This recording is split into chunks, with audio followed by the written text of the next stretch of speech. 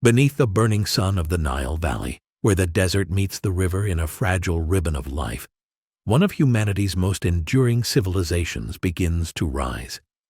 Ancient Egypt is not merely a kingdom of pyramids and pharaohs. It is a long, unfolding human story carved into stone, written on papyrus, and carried through millennia by the current of the Nile itself. Here, time feels different. The seasons are measured not by cold and warmth, but by flood and harvest. Gods are not distant myths, but living forces woven into every crown, temple, and burial chamber. Power is sacred, architecture becomes eternal, and death is not an ending, but a doorway into another realm. Across 3,000 years, Egypt transforms, from scattered villages along the riverbanks into a unified empire of divine kings, from the golden heights of the Old Kingdom to the shifting storms of invasion, foreign rule, and eventual decline. Yet even as dynasties fall, Egypt's legacy remains, its monuments standing like echoes of eternity. This is not only the history of a civilization, it is the history of humanity learning to build, to believe, to rule, and to endure. Chapter 1. Before the Pharaohs. In the dawn of an age, before names were carved into stone, before kings ruled by divine decree, Egypt existed not as a nation, but as a rhythm. A slow, enduring pulse dictated by the Nile, rising, retreating, and rising again. Each year its waters spilled across the land, leaving behind a skin of black silt that transformed desert into possibility. Along these banks humanity learned one of its oldest lessons. Survival was not found in conquest, but in understanding the land. By the late Paleolithic and early Neolithic periods, small groups of hunter-gatherers began drifting toward the river's dependable cycle. The Sahara, once greener, was drying. Game grew scarce. Rain became unreliable. The Nile, however, remained constant. Its floodwaters offered fish, fertile soil, and a promise no wandering plane could match. Slowly, imperceptibly, movement became settlement. Camps hardened into villages. Stone tools were refined. Wild grains were cultivated. Goats and cattle were domesticated. Egypt was not born in a moment. It emerged through patience. By roughly 6,000 to 4,000 BCE, these early communities had learned to read the river like a language. They sowed when it receded, harvested when the land dried, and waited when the waters returned. This dependence on the Nile fostered a worldview unlike that of harsher landscapes. Nature was not an enemy to be conquered, but a force to be anticipated, respected, and ordered. From this relationship came the earliest roots of Egyptian thought: balance, predictability, and harmony, ideas that would later crystallize into the concept of ma'at. As centuries passed, villages multiplied along the river's length, stretching from the delta marshes in the north to the narrow floodplains of Upper Egypt in the south. Geography began to shape identity. Lower Egypt was open, watery, and outward-looking, connected to the Mediterranean world. Upper Egypt was narrow and enclosed, flanked by cliffs and desert, fostering cohesion and defensibility.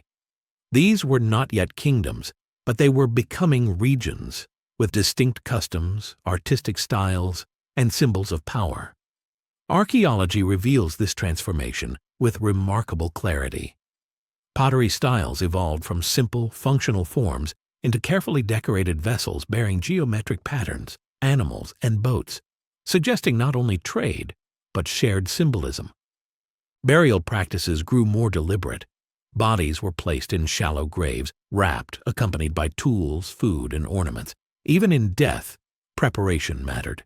The desert's natural preservation of bodies may have quietly introduced an idea that would later define Egyptian civilization, that the dead endured, and thus must be cared for. By the 4th millennium BCE, the pre-dynastic period entered a phase of rapid complexity. Cultures such as Badarian and Naqada, identified through material remains rather than written records, demonstrated increasing social differentiation. Some graves grew richer than others. Some individuals were buried with weapons, imported goods, and elaborate adornments. Leadership, once temporary or situational, was becoming permanent. Authority was beginning to concentrate. Villages like Hierakonpolis in Upper Egypt rose as early centers of power. Here, evidence of large ceremonial structures, elite burials, and ritual objects suggests the emergence of ruling classes who claimed not only material wealth but symbolic authority.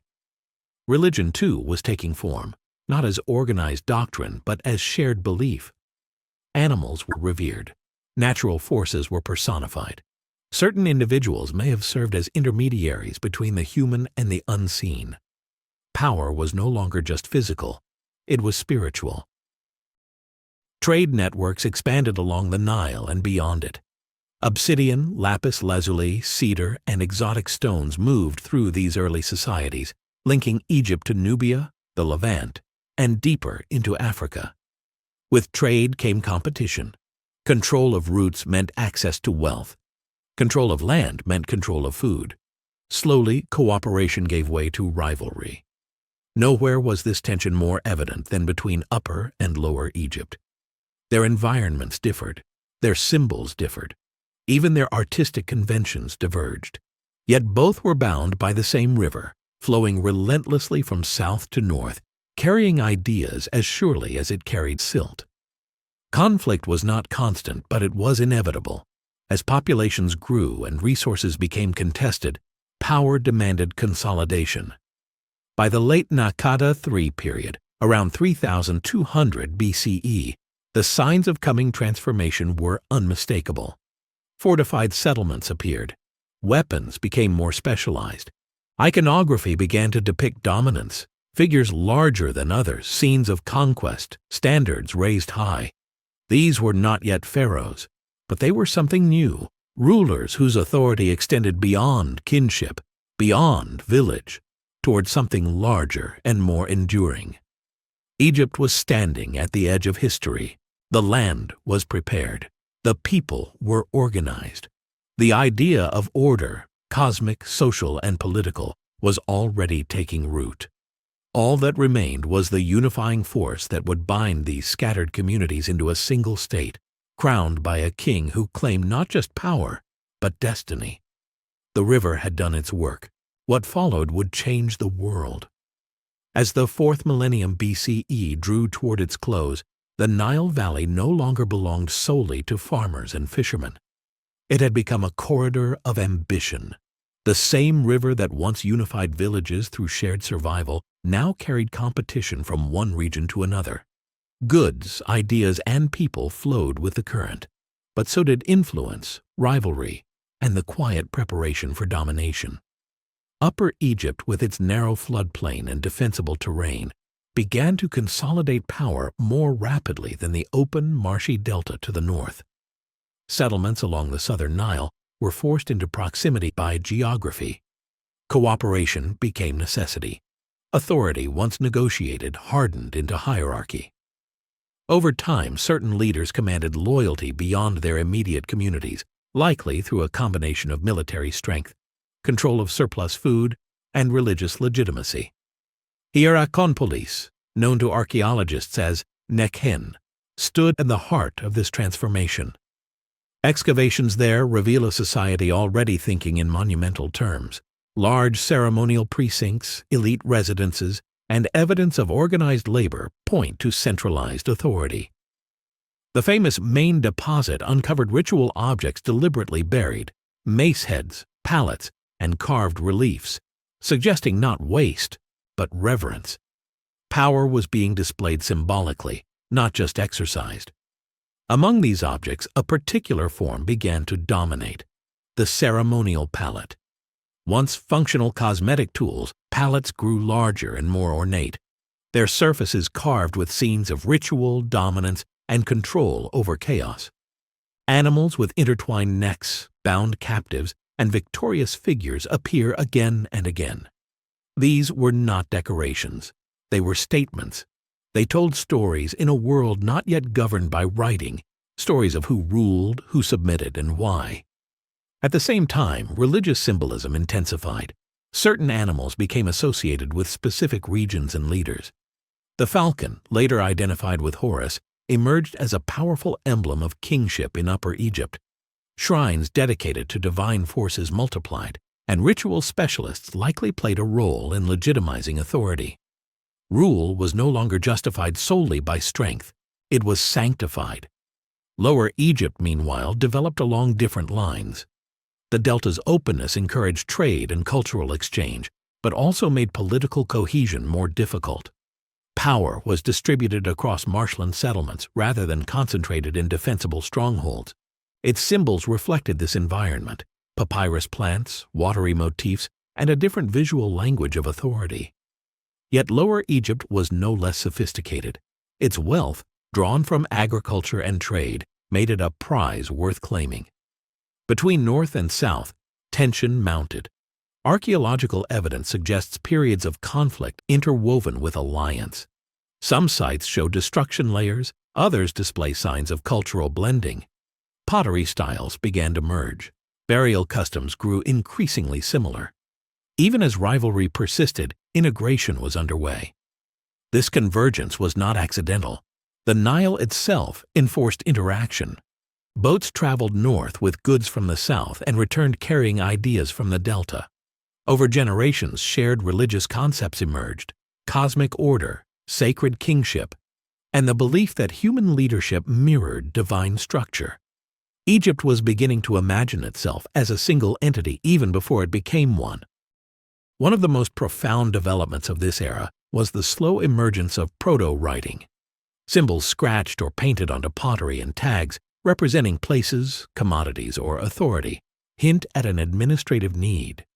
Goods were being counted, ownership was being recorded. Memory was no longer left solely to oral tradition. The state, though still unborn, was already thinking bureaucratically. Violence, too, played its role. Skeletal remains show evidence of warfare: fractures, embedded weapons, mass graves. Authority was contested, not granted. Leaders who could protect their people, command warriors, and secure resources gained legitimacy. Over time, these leaders outcompeted rivals, absorbing smaller polities into larger domains. By the late pre-dynastic period, Upper Egypt appeared ascendant. Its rulers controlled long stretches of the river and key trade routes to Nubia, a vital source of gold, ivory, and exotic materials. Power had momentum now. Consolidation fed further consolidation. And yet, this was not conquest alone. It was transformation. Cultural synthesis accompanied political dominance. Northern symbols were adopted. Southern deities spread. Artistic conventions blended into a shared visual language. Egypt was not being erased into uniformity. It was being woven together. In the final centuries before unification, the image of rulership grew clearer. Leaders were depicted larger than others, wielding maces, wearing distinctive crowns, standing above chaos rather than within it. They were no longer simply chiefs. They were embodiments of order itself. The age of scattered communities was ending. The idea of kingship, sacred, centralized, and absolute, stood ready to cross a final threshold. One figure, or perhaps several remembered as one, would soon seize that moment and bind the two lands together under a single crown. The world was about to witness the birth of the pharaoh. By the dawn of the 31st century BCE, Egypt stood poised between two worlds. Behind it lay millennia of gradual change, villages shaped by the river, beliefs molded by land and death, power negotiated through custom and conflict. Ahead lay something unprecedented: a unified state ruled by a single king whose authority would be written into history itself. The pre-dynastic age was drawing its final breath. Across the Nile Valley, the signs of convergence were unmistakable. Artistic styles had grown standardized. Burial practices increasingly reflected shared beliefs about the afterlife, with grave goods arranged according to emerging conventions. Religious symbols once tied to local landscapes now traveled freely, recognized far beyond their place of origin. Even language was becoming more uniform, preparing the ground for the emergence of formal writing. Power, however, was no abstraction. It was embodied in individuals, rulers whose names are largely lost to time, but whose presence lingers in iconography and material remains. These proto-kings commanded organized labor, controlled surplus grain, and maintained armed retainers. They wore crowns, carried ritual weapons, and presided over ceremonies that bound political authority to cosmic order. Their legitimacy rested not only on force, but on the belief that they stood at the center of balance between chaos and harmony. Conflict between Upper and Lower Egypt reached its decisive phase. Archaeological evidence suggests that Upper Egyptian rulers, likely based in Hierakonpolis or nearby centers such as Abydos, gradually extended their influence northward. This was not a single, clean campaign, but a series of advances. Alliances forged, rivals defeated, territories absorbed. Control of key delta sites meant access to immense agricultural wealth and maritime trade routes. With each victory, the idea of two separate lands grew weaker. One artifact discovered centuries later would come to symbolize this moment of transformation, the Narmer palette. Though created at the very edge of recorded history, it captures the culmination of pre-dynastic struggle. Carved in ceremonial stone, it depicts a king wearing the white crown of Upper Egypt on one side and the red crown of Lower Egypt on the other. Enemies are subdued. Order is imposed. The imagery is both literal and symbolic, a visual declaration that division has ended. Yet the palette does not depict a beginning so much as a conclusion. It represents the final act of a process already long underway. Narmer, whether a single ruler or a composite of remembered leaders, did not invent Egypt. He inherited it. The river, the villages, the beliefs, and the structures of authority were already in place. What he did was bind them permanently into a state that could endure beyond any individual lifetime. With unification came profound transformation. Leadership was no longer regional, it was national. The king became the living symbol of Egypt itself, responsible for maintaining Ma'at across all lands. Administration expanded. Officials were appointed to manage resources, labor, and justice. Writing, still rudimentary, accelerated in complexity as the needs of the state demanded precision. Memory was externalized. History began to be recorded. Religion, too, was reshaped. Local gods were elevated or merged into a broader pantheon. The king stood at its apex, not merely chosen by the gods, but divine in function, if not in essence. The afterlife, once a privilege of elite communities, would soon become a central pillar of national ideology. Death was no longer an end. It was a transition governed by order, ritual, and royal authority. The pre-dynastic world did not vanish overnight. Its customs, tools, and beliefs flowed seamlessly into the early dynastic period. Farmers still followed the Nile's flood. Artisans still shaped clay and stone as they always had, but now their labor served something larger than the village. It served the state. This was Egypt's greatest achievement. Not the pyramids, not the temples, but the creation of continuity, a civilization capable of transmitting identity, belief, and authority across centuries. That continuity was born here, in the quiet convergence of communities along a river that refused to change course. As the first dynasties prepared to carve their names into stone, the age before the pharaohs faded into memory, but not into irrelevance. Its foundations would support every monument, every law, every god that followed. The crown was new. The civilization beneath it was already ancient. And thus, from the patient rhythms of the Nile and the ambitions of early rulers, Egypt stepped fully into history, ready to be ruled, remembered, and revered. Beyond this threshold, the Age of Kings would begin. Chapter 2. The First Crown. In the silence before written memory, Egypt changed forever. Around 3100 BCE, the Nile Valley crossed an invisible line, one that separated prehistoric continuity from recorded civilization. What had once been a mosaic of regional powers became a singular state. The two lands, Upper and Lower Egypt, were no longer rivals bound only by geography. They were united beneath one crown, one ruler, and one idea of order. This moment did not arrive suddenly nor peacefully. It was the result of generations of consolidation, conflict, and ideological transformation, now focused through the authority of a king remembered by history as Narmer. The landscape itself bore witness to this transformation. To the south, the cliffs of Upper Egypt funneled the river into narrow corridors of control. To the north, the delta spread outward, rich but vulnerable. For centuries, these regions had evolved apart, distinct symbols, customs, and centers of power. Unification required more than conquest. It required synthesis. Narmer emerges at this decisive moment not merely as a warrior, but as an architect of statehood.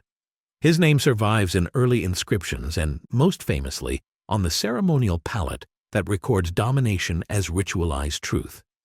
There, he appears wearing both crowns, first the white crown of Upper Egypt, then the red crown of the Delta, subduing enemies, restoring order, and presenting chaos, defeated.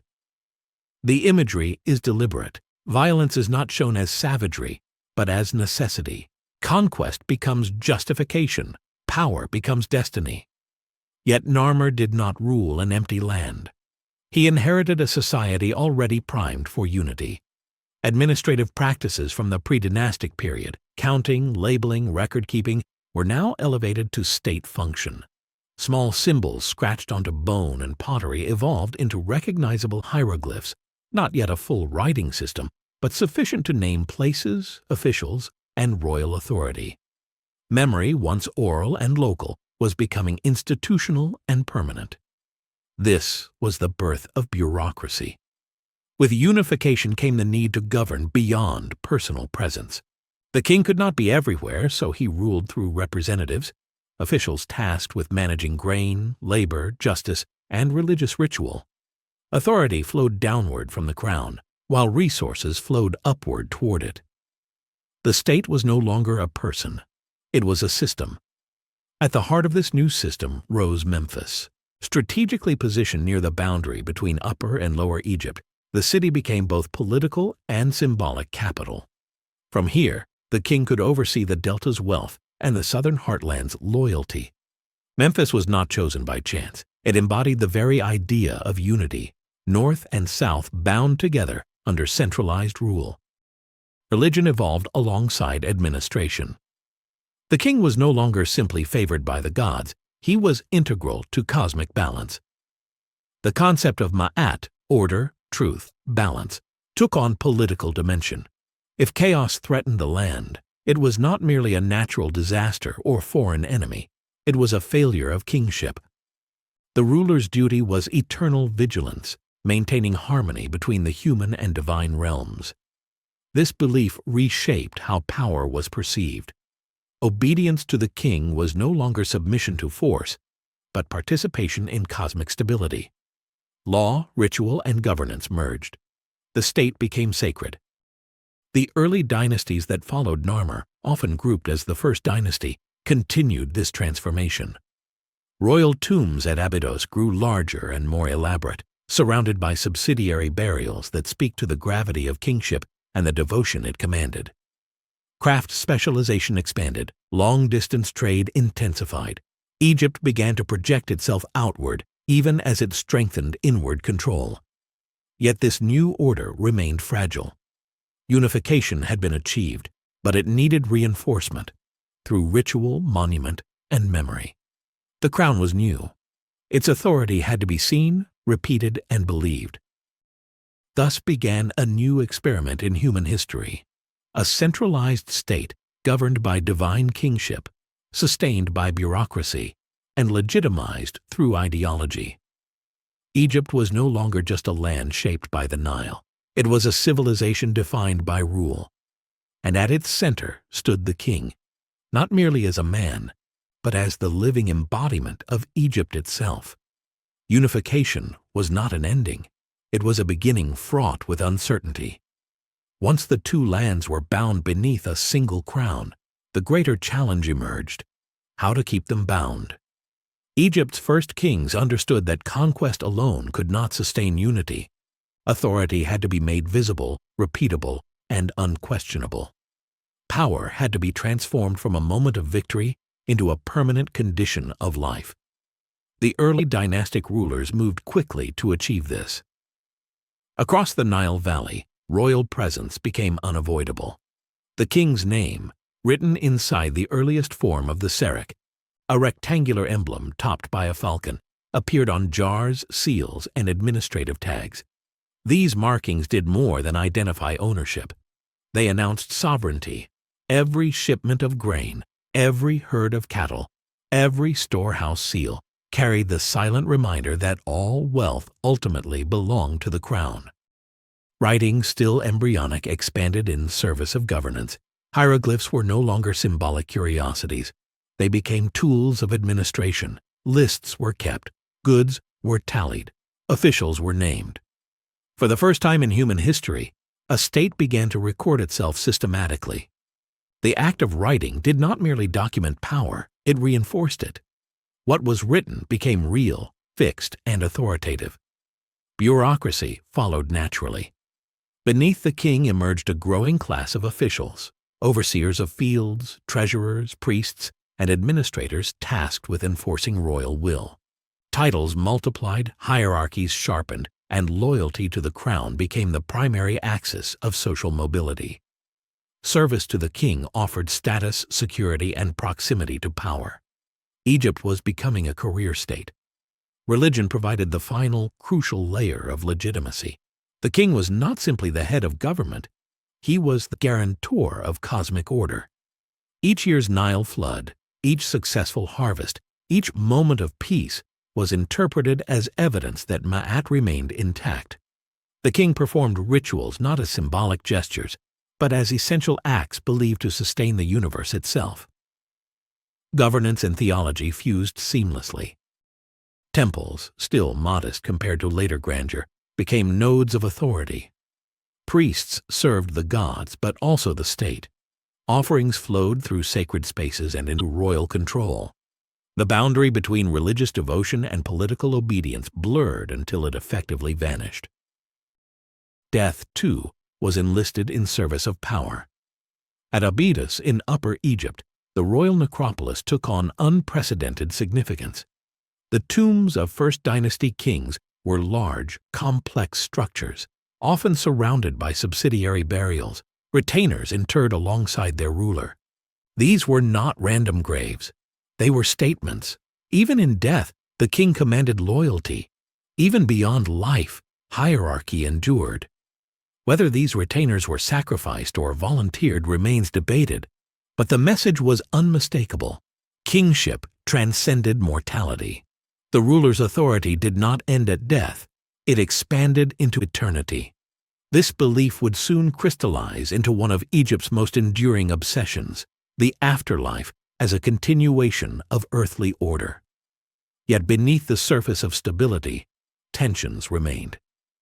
Unification had brought together regions with long histories of autonomy. Local elites still held influence. The Delta, in particular, required constant attention.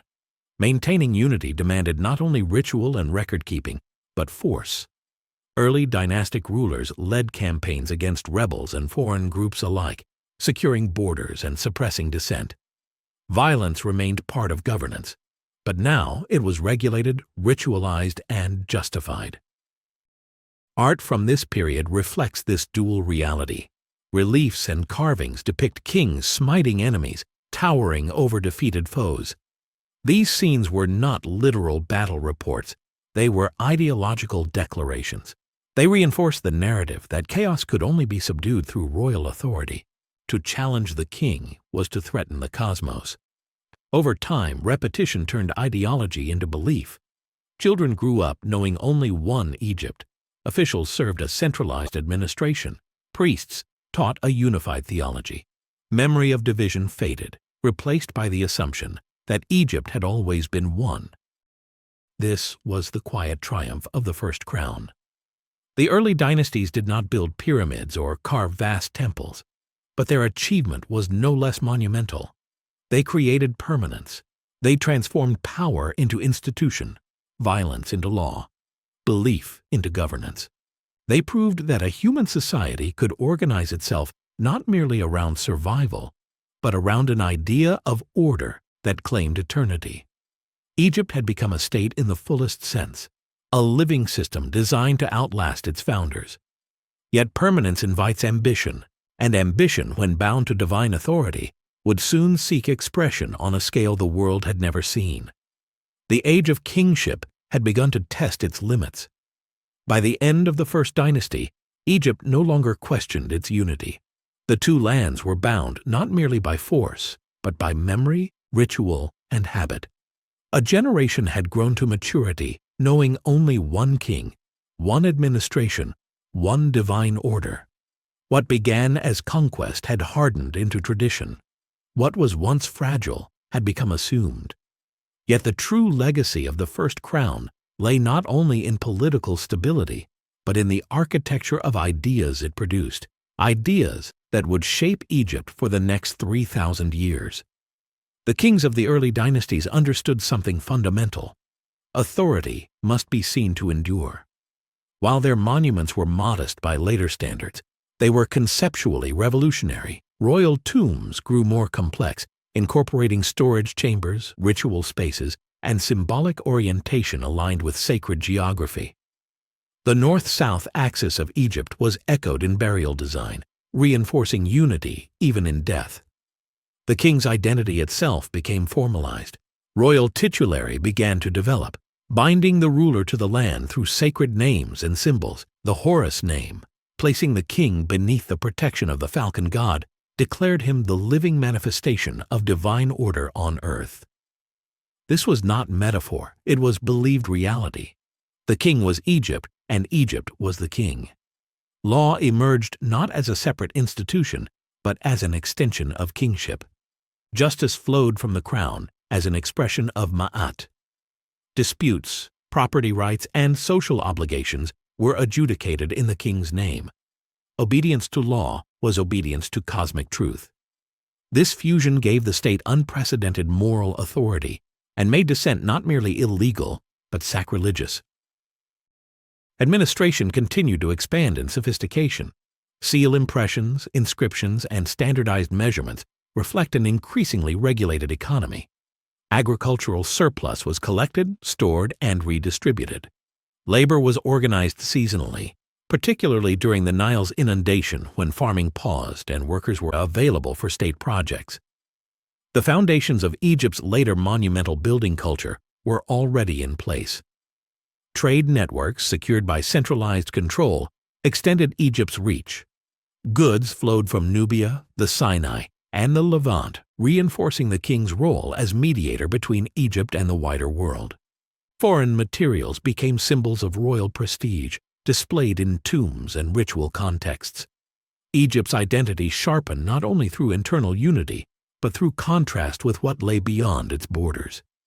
Yet despite this growing confidence, early dynastic kingship remained vigilant. Unity had been achieved, but history had already taught Egypt how fragile order could be. Ritual repetition, festivals, processions, symbolic acts of domination served to renew authority constantly. Kingship was not static. It had to be performed, reaffirmed, and believed. The transition from the first to the second dynasty revealed both continuity and strain.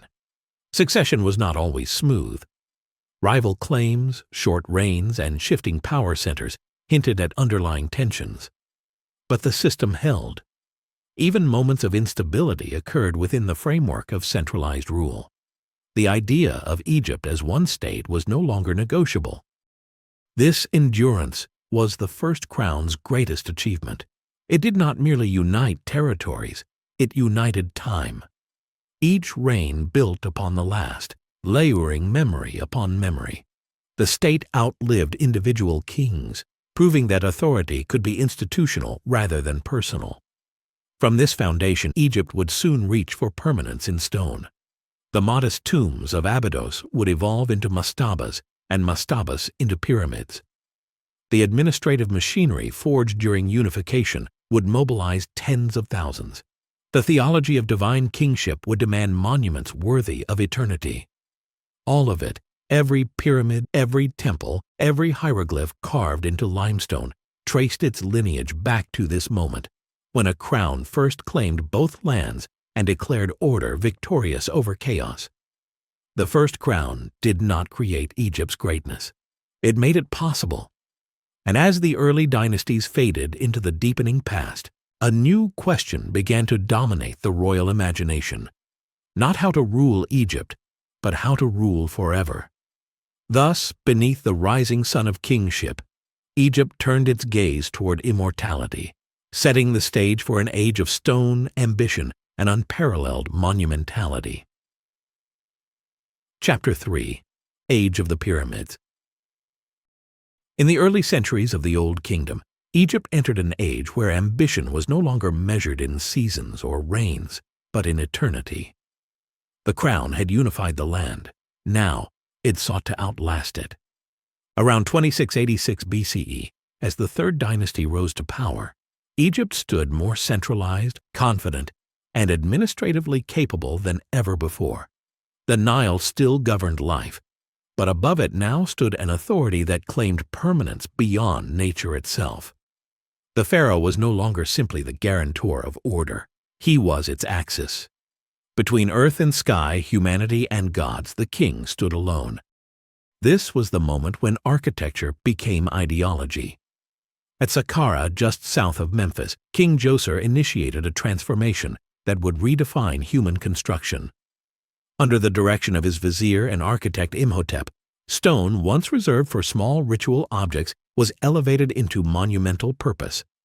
The step pyramid rose not as a single act, but as a process. Mastaba built upon mastaba, layer upon layer, ascending toward the heavens. It was unprecedented. No civilization had attempted such scale in permanent material. The step pyramid complex was not merely a tomb. It was a city of eternity, courtyards, temples, ceremonial avenues, all enclosed within towering limestone walls. Every element was symbolic. The king's afterlife was imagined as an extension of his earthly rule, requiring space, ritual, and order. Death was no longer an end, but a transition into divine continuity. This shift marked the true beginning of the Old Kingdom's golden age. Following Djoser, successive kings inherited not just a throne, but a vision. That stone could defeat time. The pharaoh's power, already absolute in life, now demanded physical immortality. Royal tombs grew larger, more refined, and more ambitious.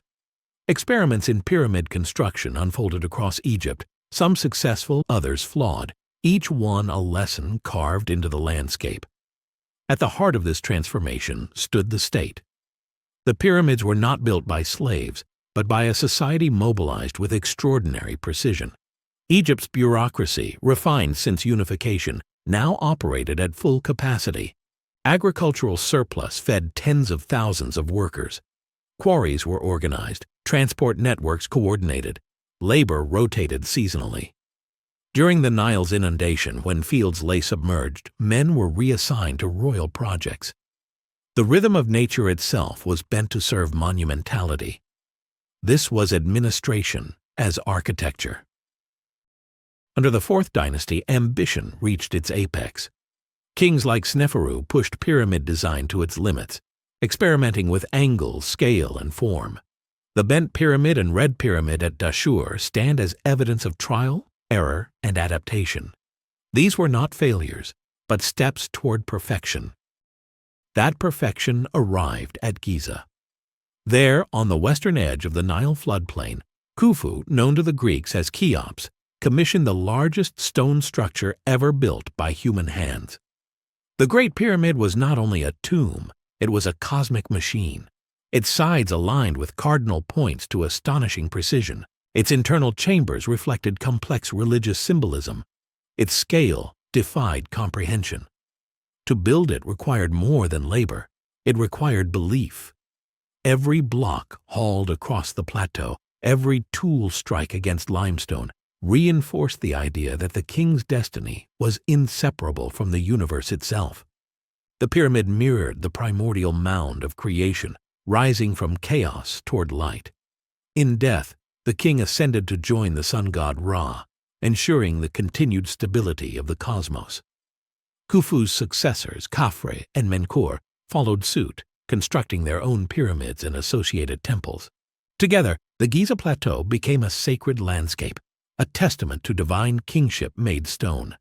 The Great Sphinx, carved from living rock, gazed eastward toward the rising sun, its lion's body and royal face embodying strength, vigilance, and eternal rule. Art and writing during this period followed strict conventions. Human figures were idealized, timeless, unchanging. Reliefs depicted abundance, ritual, and hierarchy. Change was minimized. Permanence was everything. Even language resisted innovation, adhering to forms believed to reflect cosmic order. Yet beneath this surface of absolute control, pressure quietly mounted. The resources required to sustain such monumental ambition were immense. Central authority grew powerful but also brittle. Local elites, tasked with administering royal will, accumulated influence. Temples amassed wealth. The system that enabled greatness also concentrated strain. The pyramids stood as proof of what Egypt could achieve, but also as warning of what it demanded. Stone does not bend, and neither, for long, can absolute power. As the pyramids rose higher, so too did the invisible weight they placed upon Egypt. What appeared from afar as effortless grandeur was, in reality, a system stretched to its limits. The Old Kingdom's brilliance depended on a delicate balance between central authority and local administration, between divine kingship and human labor, between abundance and obligation. For generations, that balance held. But stone by stone, the cost of eternity accumulated. The Fourth Dynasty marked the apex of royal power. Pharaohs commanded resources on a scale unmatched in the ancient world. Yet to sustain the machinery behind the pyramids required constant extraction, from land, from labor, and from loyalty. Officials overseeing provinces, known as nomarchs, were entrusted with collecting taxes, organizing work crews, and enforcing royal decrees. In return, they gained prestige, wealth, and autonomy. Over time, that autonomy grew. As pyramid complexes expanded, so did the importance of temples attached to them. These institutions were endowed with vast estates to fund perpetual rituals for the deceased king. Land, cattle, and workers were legally assigned to cults that would operate indefinitely. The intention was eternal worship. The consequence was a gradual diversion of resources away from the living state and into permanent, unaccountable institutions. The pharaoh's afterlife was being secured, but at a growing cost to his successors. Administration itself became increasingly complex. Record-keeping multiplied. Titles proliferated. Layers of bureaucracy thickened.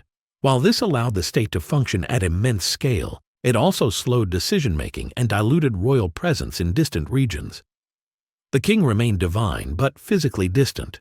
Governance, once personal, became procedural, tot. Art from the late Old Kingdom reflects this subtle shift. Reliefs grow more formulaic, repetition replacing innovation.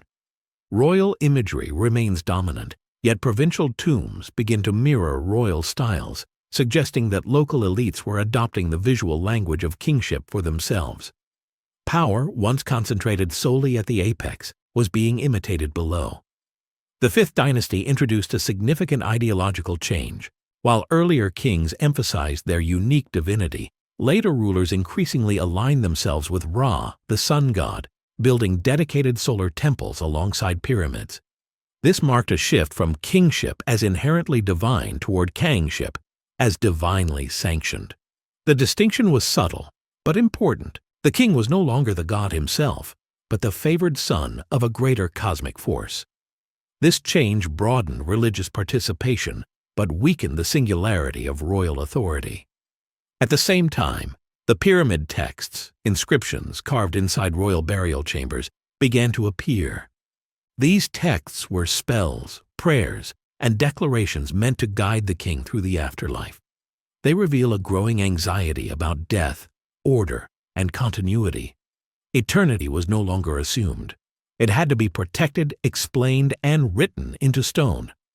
Writing, once a tool of administration, now became a tool of survival beyond death. As dynasties progressed, pyramid size diminished, construction techniques simplified. The grand confidence of Giza gave way to more modest monuments. This was not merely aesthetic change, it was economic reality. The state could no longer sustain the same scale of mobilization indefinitely. Climatic factors may have compounded these pressures. Evidence suggests fluctuations in Nile flood patterns toward the end of the Old Kingdom, reducing agricultural yields. Even minor disruptions could ripple through a system dependent on surplus. When harvests failed, labor faltered. When labor faltered, monumentality stalled. The illusion of permanence began to crack. Nomarchs, increasingly powerful within their regions, started to act with greater independence. Their tombs grew more elaborate. Their inscriptions emphasized personal achievements rather than royal service. Loyalty shifted subtly from the crown to the province. Egypt was still unified, but unity was thinning. Yet even in decline, the Old Kingdom left an indelible mark.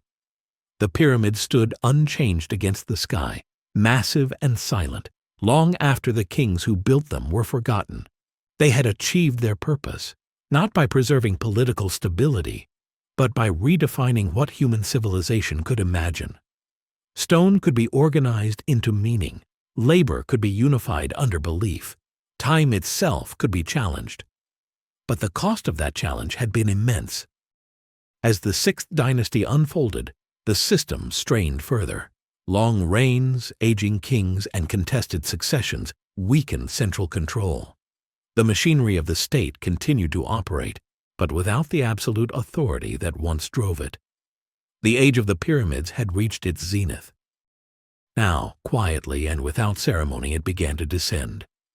By the late Old Kingdom, Egypt's skyline was already filled with ghosts. The pyramids still dominated the horizon, immovable, radiant in the desert sun. But the authority that built them was fading. What once felt eternal now depended on memory, ritual, and fragile administration. The contradiction was stark. The most permanent structures ever raised by human hands were presided over by a state growing increasingly unstable. The reign of Pepi II of the Sixth Dynasty embodies this paradox. Ascending the throne as a child and ruling for decades, he outlived rivals, heirs, and much of the institutional coherence that had sustained royal power. Longevity, once a blessing, became a liability. As Pepi II aged, effective governance drifted away from the center. Provincial officials ruled in practice, if not in name. The king remained divine, but distant, symbolic, and increasingly irrelevant to daily authority. Local power solidified. Nomarchs transformed their provinces into semi-autonomous domains. They commanded labor, collected taxes, and administered justice with minimal royal oversight. Their tomb inscriptions emphasized personal virtue, regional loyalty, and independence. The language of kingship, once exclusive, was now shared. Order was no longer guaranteed from the center. It was negotiated locally. The consequences rippled through Egypt's ideological core. If the king was the guarantor of Ma'at, what happened when the system faltered? The answer, etched into late Old Kingdom texts, was anxiety. Wisdom literature and autobiographical inscriptions speak of uncertainty, injustice, and the fragility of order. The old assurances no longer rang true. Eternity felt conditional. Religious belief adapted accordingly. The afterlife, once the exclusive domain of the king, began to open to elites and, eventually, broader society. Coffin texts, descended from the pyramid texts, extended funerary knowledge beyond royalty. Salvation became more personal, less centralized. The cosmic monopoly of kingship weakened. Economically, the state struggled. Reduced Nile floods strained agricultural output. Royal estates, long diverted to sustain mortuary cults, yielded little flexibility. Without surplus, the machinery of monumentality stalled entirely. No more great pyramids would rise, not because Egyptians forgot how to build them, but because the system that demanded them could no longer be sustained. Yet collapse did not come as a single catastrophe. It arrived as erosion. Administrative records dwindled, central projects ceased, communication between regions slowed, authority fragmented. The Old Kingdom did not fall, it dissolved. By the early 22nd century BCE, Egypt entered its first intermediate period. Political unity fractured, rival centers of power emerged. The once sacred continuity of kingship was broken, and yet life went on. Farmers still worked the land. Temples still received offerings. Culture adapted to new realities. The legacy of the age of the pyramids, however, endured. The pyramids themselves became symbols not of current power, but of ancestral greatness. Later generations looked back to the Old Kingdom as a golden age, a time when kings were strong, order was absolute, and monuments touched the heavens. This memory would shape future restorations of unity, informing how later pharaohs understood legitimacy, ambition, and restraint. More importantly, the Old Kingdom proved something irreversible, that human societies could organize labor, belief, and resources on a monumental scale. It demonstrated both the heights of centralized power and its inherent vulnerability. Absolute authority could move mountains, but it could not guarantee permanence. Stone endured. Systems did not. As Egypt stepped into an age of fragmentation, it carried with it the lessons of the pyramids, lessons carved into the desert, visible for millennia to come. The next era would not seek eternity in stone alone, but in adaptation, reflection, and reform. From the shadow of pyramids, Egypt now entered a time of reckoning, where order would be questioned and survival would demand change. Chapter 4. Fracture of Authority. In the aftermath of the pyramids, silence settled over Egypt, not the silence of peace, but of uncertainty. The Old Kingdom had ended not with invasion or sudden destruction, but with a gradual unraveling of trust. The great monuments still stood, unbroken against the desert sky, yet the power that raised them had slipped away. Around 2181 BCE, Egypt entered what historians call the First Intermediate Period, its first true age of political fracture. For a civilization built on continuity and order, this was a profound rupture. At the center, kingship weakened. The pharaoh, once the unquestioned axis of the cosmos, could no longer enforce authority across the two lands. Long reigns, disputed successions, and diminishing resources had hollowed out central power. Memphis, once the beating heart of administration, lost its grip on distant provinces. Decrees carried less weight. Royal presence faded. Into this vacuum stepped the nomarchs. Originally appointed as regional governors, these officials had grown powerful during the late Old Kingdom. Now, with the crown unable to assert control, they became de facto rulers of their territories. They collected taxes, commanded local militias, and administered justice independently. In inscriptions carved into their tombs, nomarchs boasted not of royal favor, but of personal virtue and regional loyalty. Authority had shifted from the state to province, from divine kingship to human leadership. Egypt was no longer one voice. It had become many. Geography reinforced this fragmentation. Upper Egypt, narrow and tightly bound by the Nile's course, gravitated toward Thebes as a new power center. Lower Egypt, fragmented by the delta's channels, splintered into competing domains, with Heracleopolis emerging as a rival capital. The country divided not cleanly, but unevenly, overlapping claims, shifting alliances, and localized conflict replacing national unity. Compounding political instability were forces beyond human control. Evidence suggests that climatic changes disrupted the Nile's flood cycles during this period. Lower inundations meant poorer harvests. Grain shortages rippled through society, undermining the economic foundations of the state. Famine was no longer an abstract fear, but a lived reality. In a civilization where prosperity was seen as proof of divine favor, hunger shook belief itself. If the king was responsible for maintaining Ma'at, what did failed floods imply? Faith in divine kingship eroded. The old promise that the pharaoh guaranteed abundance and order rang hollow in the face of scarcity. This crisis of confidence did not erase religion, but it transformed it. People began to look beyond the distant crown for meaning, protection, and justice. Local gods, personal piety, and individual morality gained new importance. Cultural expression reflected this shift. Art from the first intermediate period broke away from the rigid, idealized forms of the Old Kingdom. Reliefs became simpler, sometimes crude by earlier standards, but also more expressive.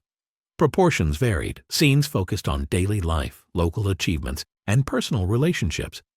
Eternity was no longer depicted as static perfection, but as something intimate and uncertain. Texts, too, changed in tone. Autobiographical inscriptions grew introspective, emphasizing ethical behavior, compassion, and responsibility rather than mere service to the king. Officials described feeding the hungry, protecting the weak, and maintaining order in times of chaos. These were not empty boasts, they were moral claims. In a fractured world, legitimacy came from action, not divine proximity. Most transformative of all was the democratization of the afterlife. During the Old Kingdom, complex funerary texts and rituals were reserved almost exclusively for kings. Now, as royal authority waned, these beliefs spread outward. Coffin texts began appearing in non-royal burials, offering spells and guidance once meant only for pharaohs. Salvation was no longer a royal monopoly. Ordinary elites and eventually broader society claimed a place in eternity. This was not rebellion. It was adaptation. The first intermediate period was marked by hardship, yes, but also resilience. Egypt did not collapse into oblivion. It reorganized itself along smaller, more flexible lines. Communities leaned on local leadership. Culture experimented. Belief systems evolved. From the ashes of centralized power emerged new ways of thinking about authority, morality, and survival. The age of unquestioned kingship was over for now. What lay ahead was not a return to the past, but a redefinition of order itself. From fragmentation would come reflection, and from reflection, eventually, restoration. As Egypt adjusted to life without a dominant center, the first intermediate period revealed itself not merely as an age of decline, but as a crucible of change. Political fragmentation deepened as rival courts competed for legitimacy. In the north, rulers based at Heracleopolis claimed succession from the Old Kingdom kings, attempting to preserve traditional authority through inherited symbolism. In the south, Theban leaders rose gradually, drawing strength from tight-knit communities and strategic control of Upper Egypt's river corridor.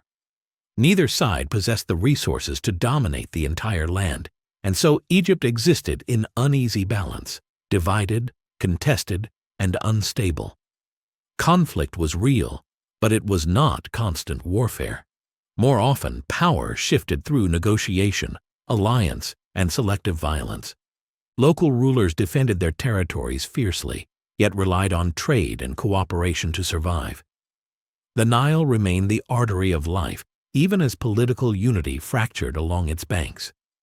In this environment, the meaning of leadership changed. Without the protective myth of absolute kingship, authority had to be earned and demonstrated. Inscriptions from this period emphasized justice, generosity, and competence.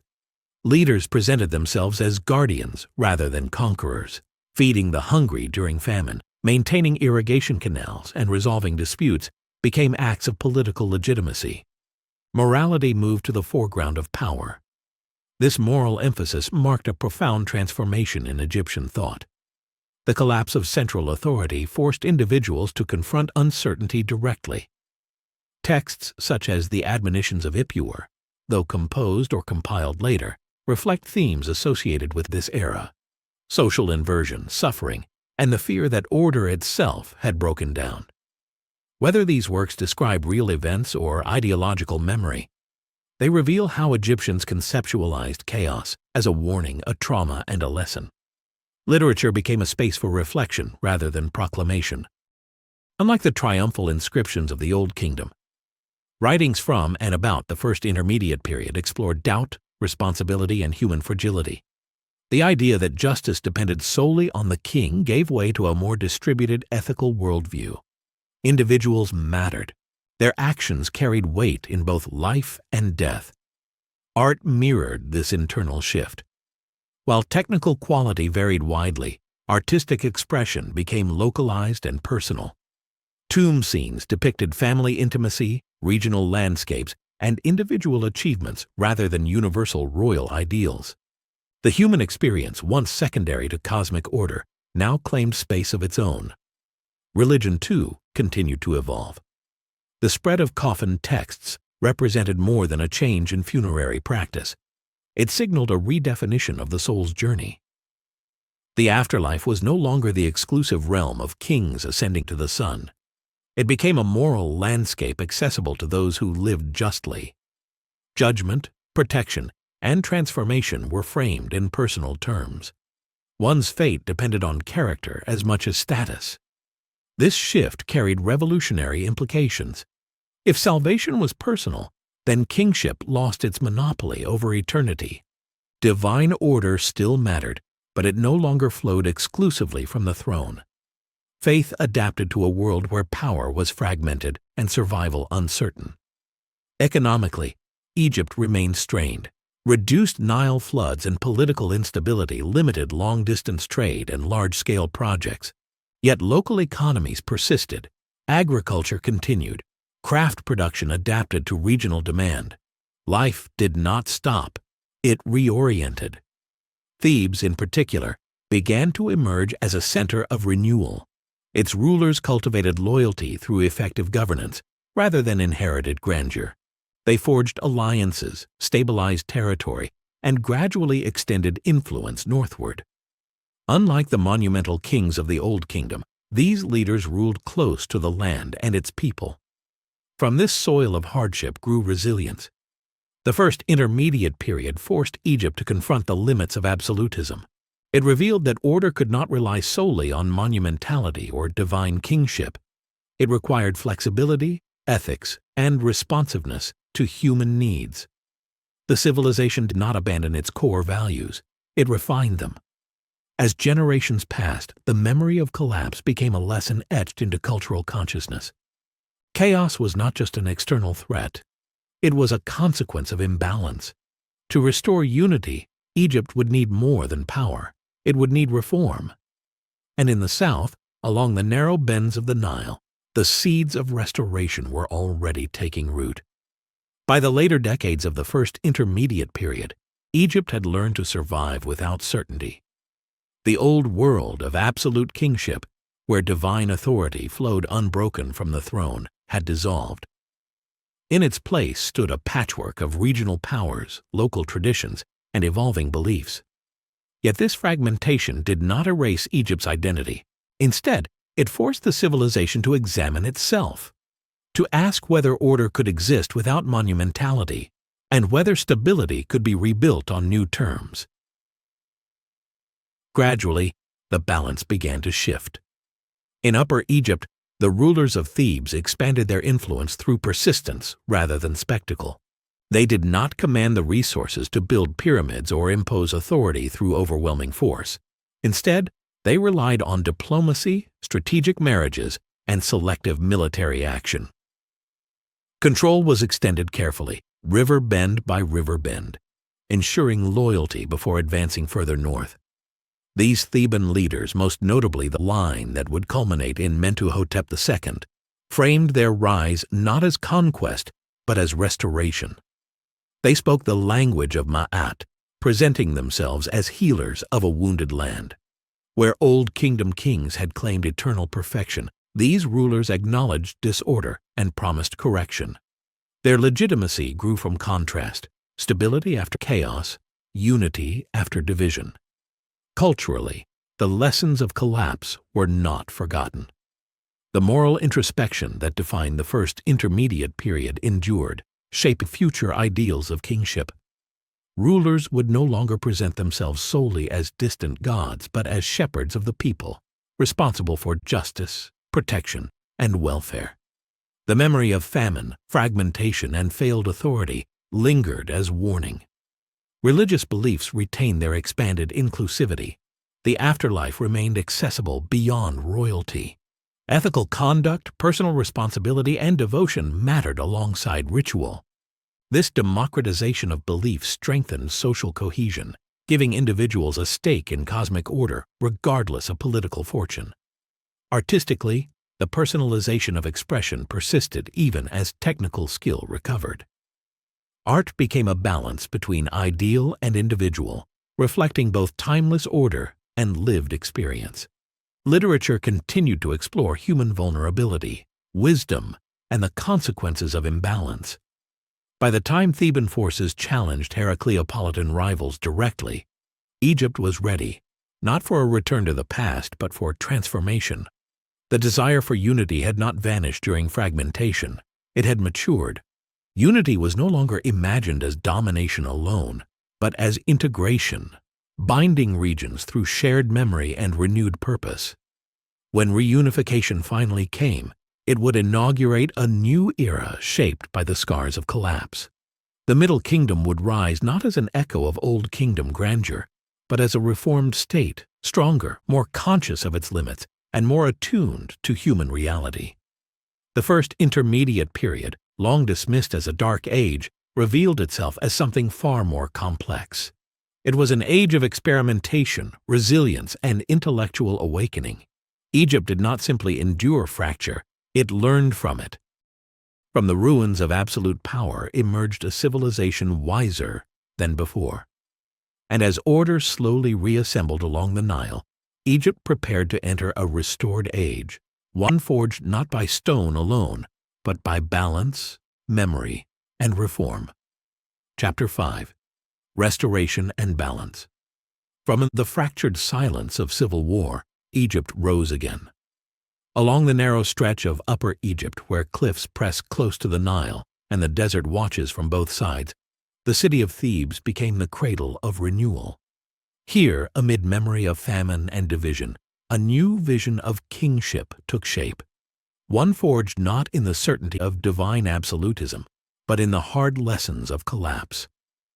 By the dawn of the Middle Kingdom, around 2055 BCE, Egypt was ready to be whole again. The man who would make it so was Mentuhotep II. Emerging from a line of Theban rulers who had patiently expanded their influence, Mentuhotep II inherited a land still divided in spirit, if not entirely in arms. Northern rivals at Heracleopolis clung to fading claims of legitimacy, while regional elites guarded their autonomy.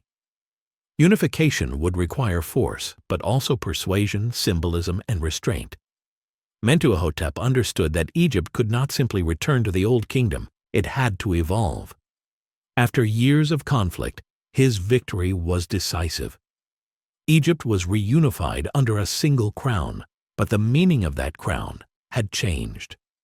Where Old Kingdom pharaohs ruled from distant perfection, Mentuhotep presented himself as a restorer, a king who healed rather than dominated.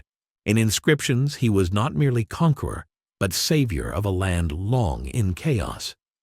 The language of kingship shifted from inevitability to responsibility. This was the ideological foundation of the Middle Kingdom. Thebes replaced Memphis as the symbolic heart of Egypt, anchoring royal authority in the south while reasserting control over the north. Temples were rebuilt. Administration was reorganized. The state was reassembled carefully, informed by the memory of how easily centralized power could fracture. Kingship was redefined. The pharaoh remained the guarantor of Ma'at, but now this role emphasized justice, stewardship, and moral obligation. The king was expected to act, to protect borders, ensure fair taxation, maintain irrigation systems, and provide relief in times of hardship. Power was no longer distant and unquestionable. It was active and accountable. This new philosophy shaped governance at every level. The Middle Kingdom state expanded its bureaucracy, refining systems of record-keeping, taxation, and labor organization.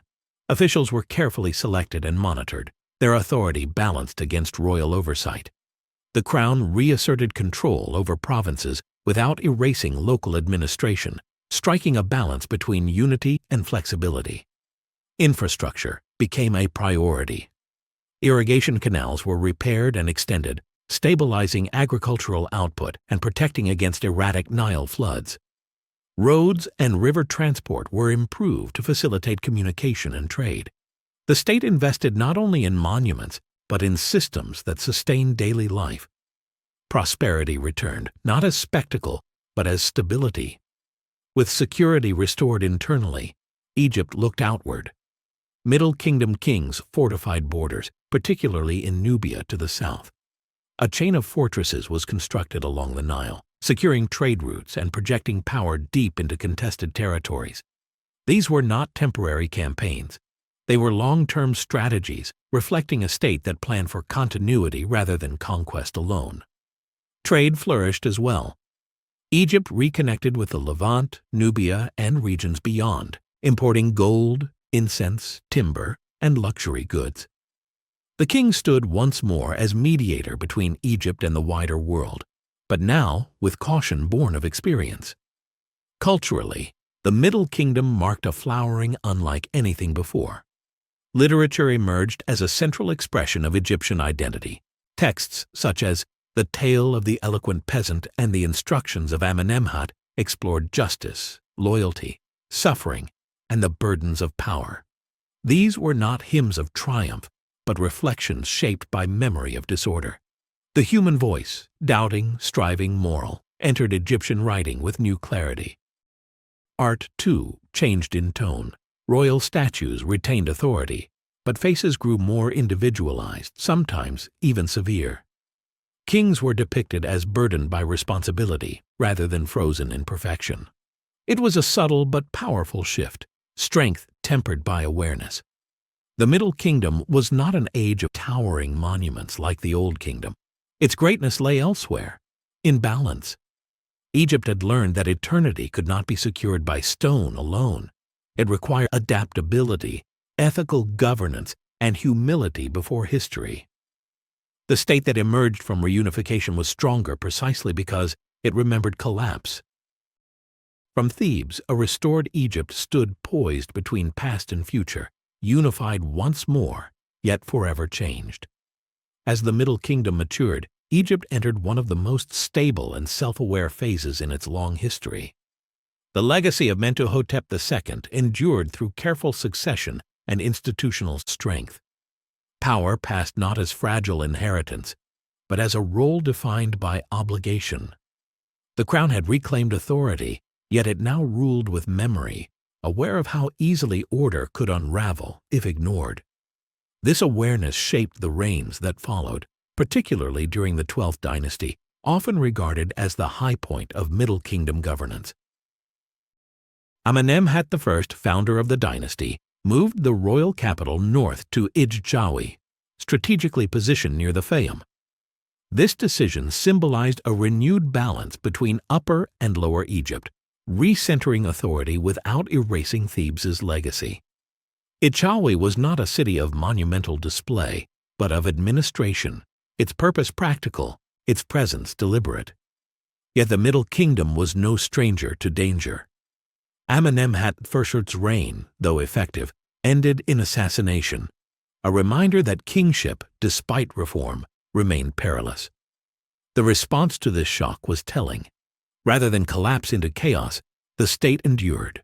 Power transferred smoothly to Senusret I, reflecting the strength of institutions over individuals. Stability, not spectacle, had become the system's foundation. This period also witnessed a deliberate strengthening of royal oversight.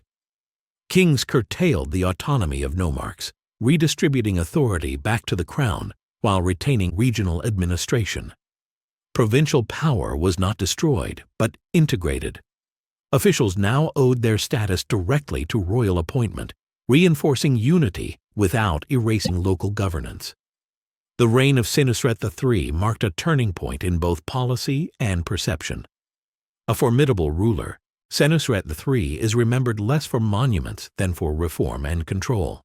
He reorganized administrative districts, limiting the hereditary power of local elites.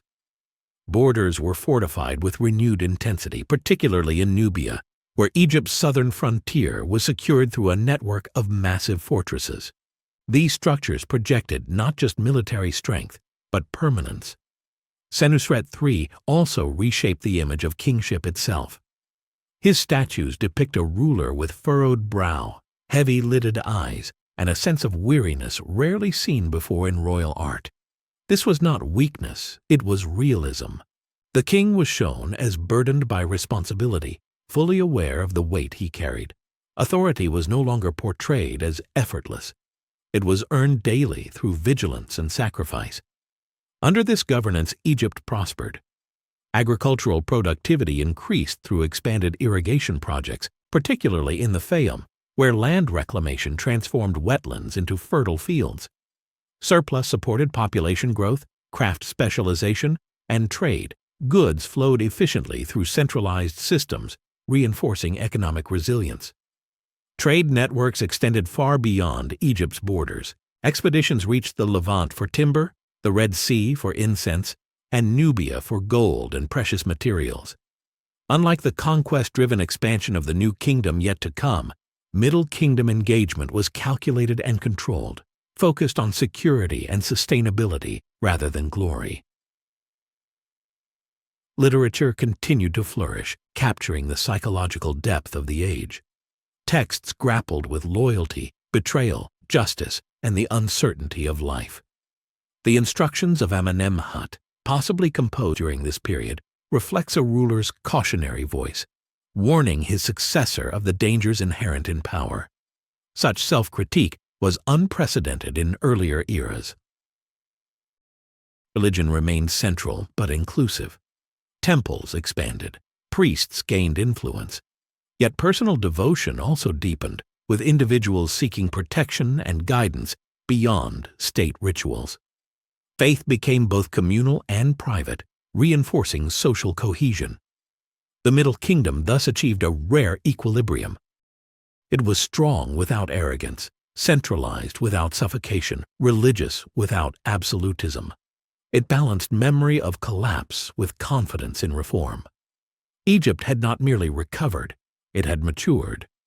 But balance, like all human achievements, is temporary.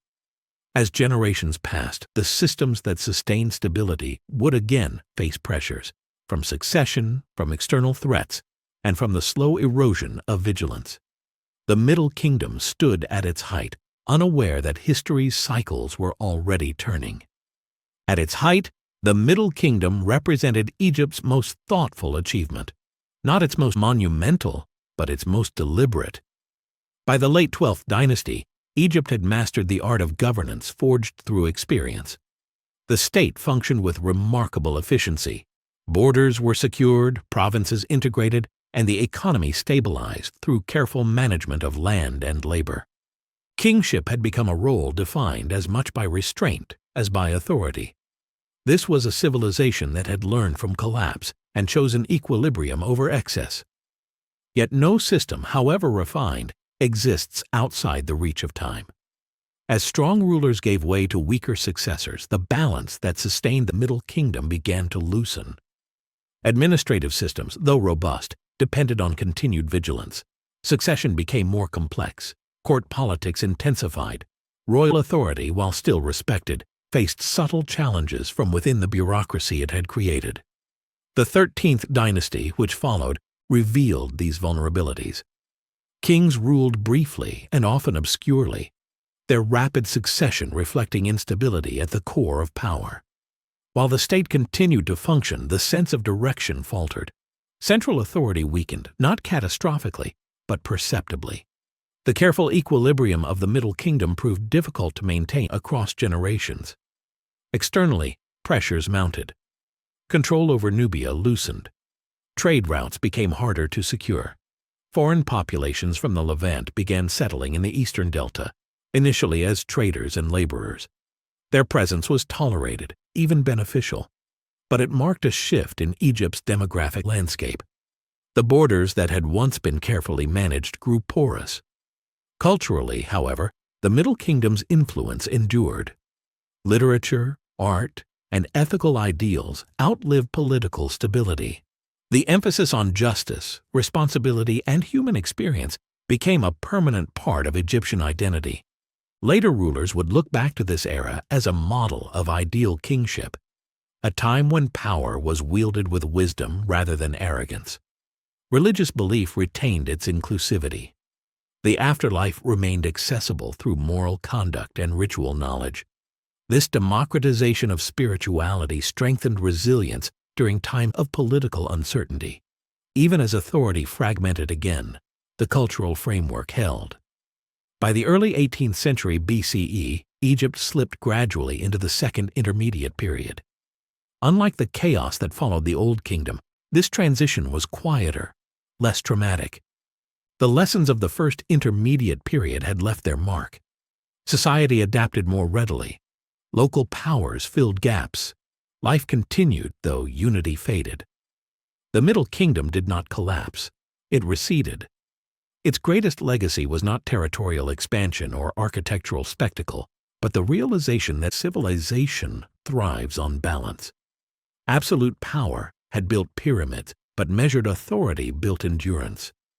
Egypt emerged from this era wiser, self-aware, and culturally enriched, even as political cohesion weakened. This wisdom would be tested soon.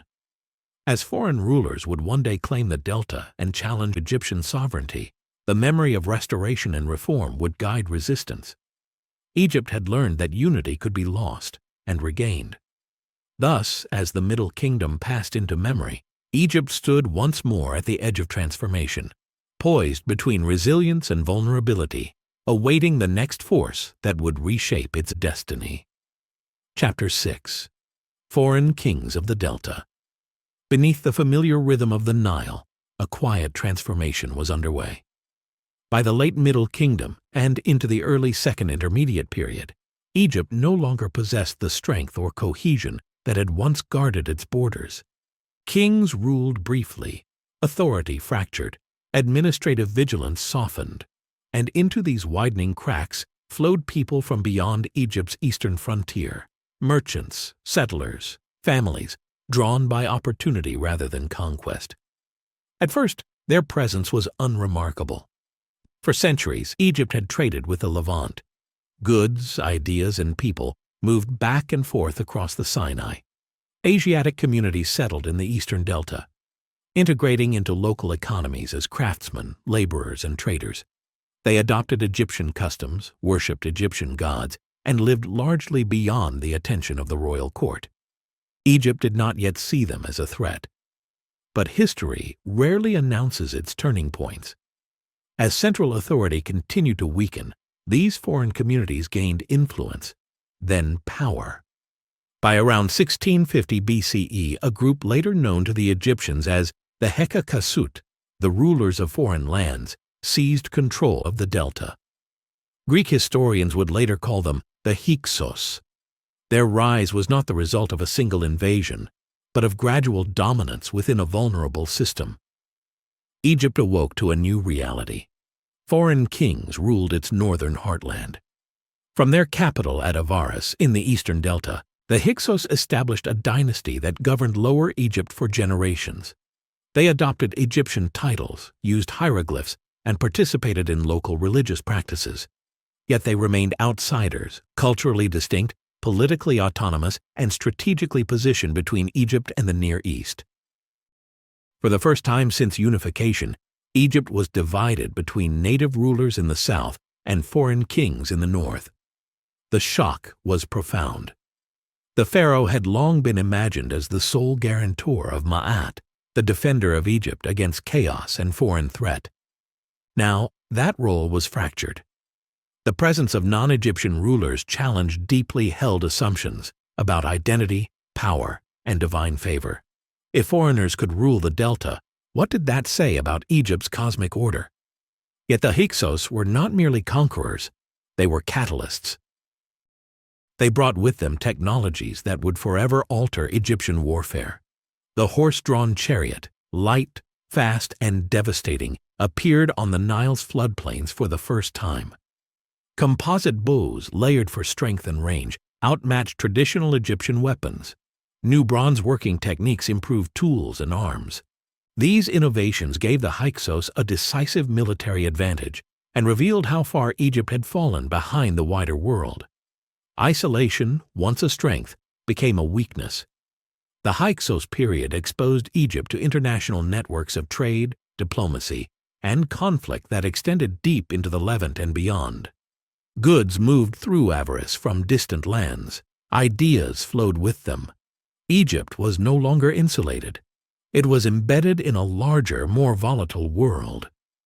From the Egyptian perspective, later generations would remember this era as humiliation. Hyksos rulers were portrayed in subsequent texts as impious, destructive, and alien, agents of chaos who defiled sacred land. But archaeology paints a more complex picture. Temples continued to function, local populations endured, life went on. The trauma was not one of annihilation, but of loss of control. Still, resentment grew. In Upper Egypt, far from the Hyksos capital, Thebes once again became a center of resistance. Native rulers there, initially minor princes, maintained autonomy and preserved Egyptian traditions of kingship. They watched the delta from a distance, studying their rivals carefully. Crucially, they learned. The Theban rulers did not reject Hyksos innovations, they adopted them. Chariots were built, new weapons were forged, tactics evolved. Egypt began to modernize its military, not in spite of foreign domination, but because of it. What began as subjugation became education. The Second Intermediate Period thus marked a painful awakening. Egypt could no longer rely on tradition alone. The world beyond its borders had changed, and survival demanded adaptation. The Hyksos forced Egypt to confront this truth. From the delta's foreign courts to the southern strongholds of Thebes, a reckoning was taking shape. Egypt would not remain divided forever. And in the south, among princes who remembered unity and dreamed of restoration, the first sparks of liberation were already burning. For decades, Egypt existed in a state of uneasy coexistence. The Hyksos ruled the delta from Avaris, commanding trade routes and controlling access to the eastern Mediterranean world. In the south, Theban kings governed Upper Egypt, their authority limited but intact. Between them lay contested territories, buffer zones of shifting allegiance, taxed by both sides, loyal to neither. This division shaped a generation. For the Theban rulers, survival depended on pragmatism. Direct confrontation with the Hyksos was initially impossible. Their chariot forces and superior weaponry gave them clear advantage. Instead, the southern princes consolidated power locally, secured agricultural stability, and prepared patiently. They observed, they adapted, and most importantly, they learned. Egyptian warfare transformed during this period. Workshops in Thebes and surrounding regions began producing composite bows modeled after Hyksos designs. Horses, once unknown along the Nile, were bred and trained. Chariots were constructed not as foreign curiosities, but as Egyptian instruments of war. Tactical doctrine shifted from mass infantry to mobile, shock-based engagements. Egypt's army was being reborn. This military evolution marked a turning point in Egyptian history. For the first time, Egypt became a student of the outside world. The long-held belief in cultural self-sufficiency gave way to selective adoption. What worked was embraced. What threatened identity was resisted. This balance between preservation and innovation would soon define Egypt's future empire. The Hyksos, meanwhile, were not passive occupiers. They fortified Avaris heavily, transforming it into a cosmopolitan hub of trade and diplomacy. Goods flowed in from Canaan, Cyprus, and beyond. Copper, tin, luxury items, feeding a vibrant economy. The Hyksos kings maintained correspondence with Near Eastern powers, situating Egypt within a broader international system. Ironically, this exposure would later empower their enemies.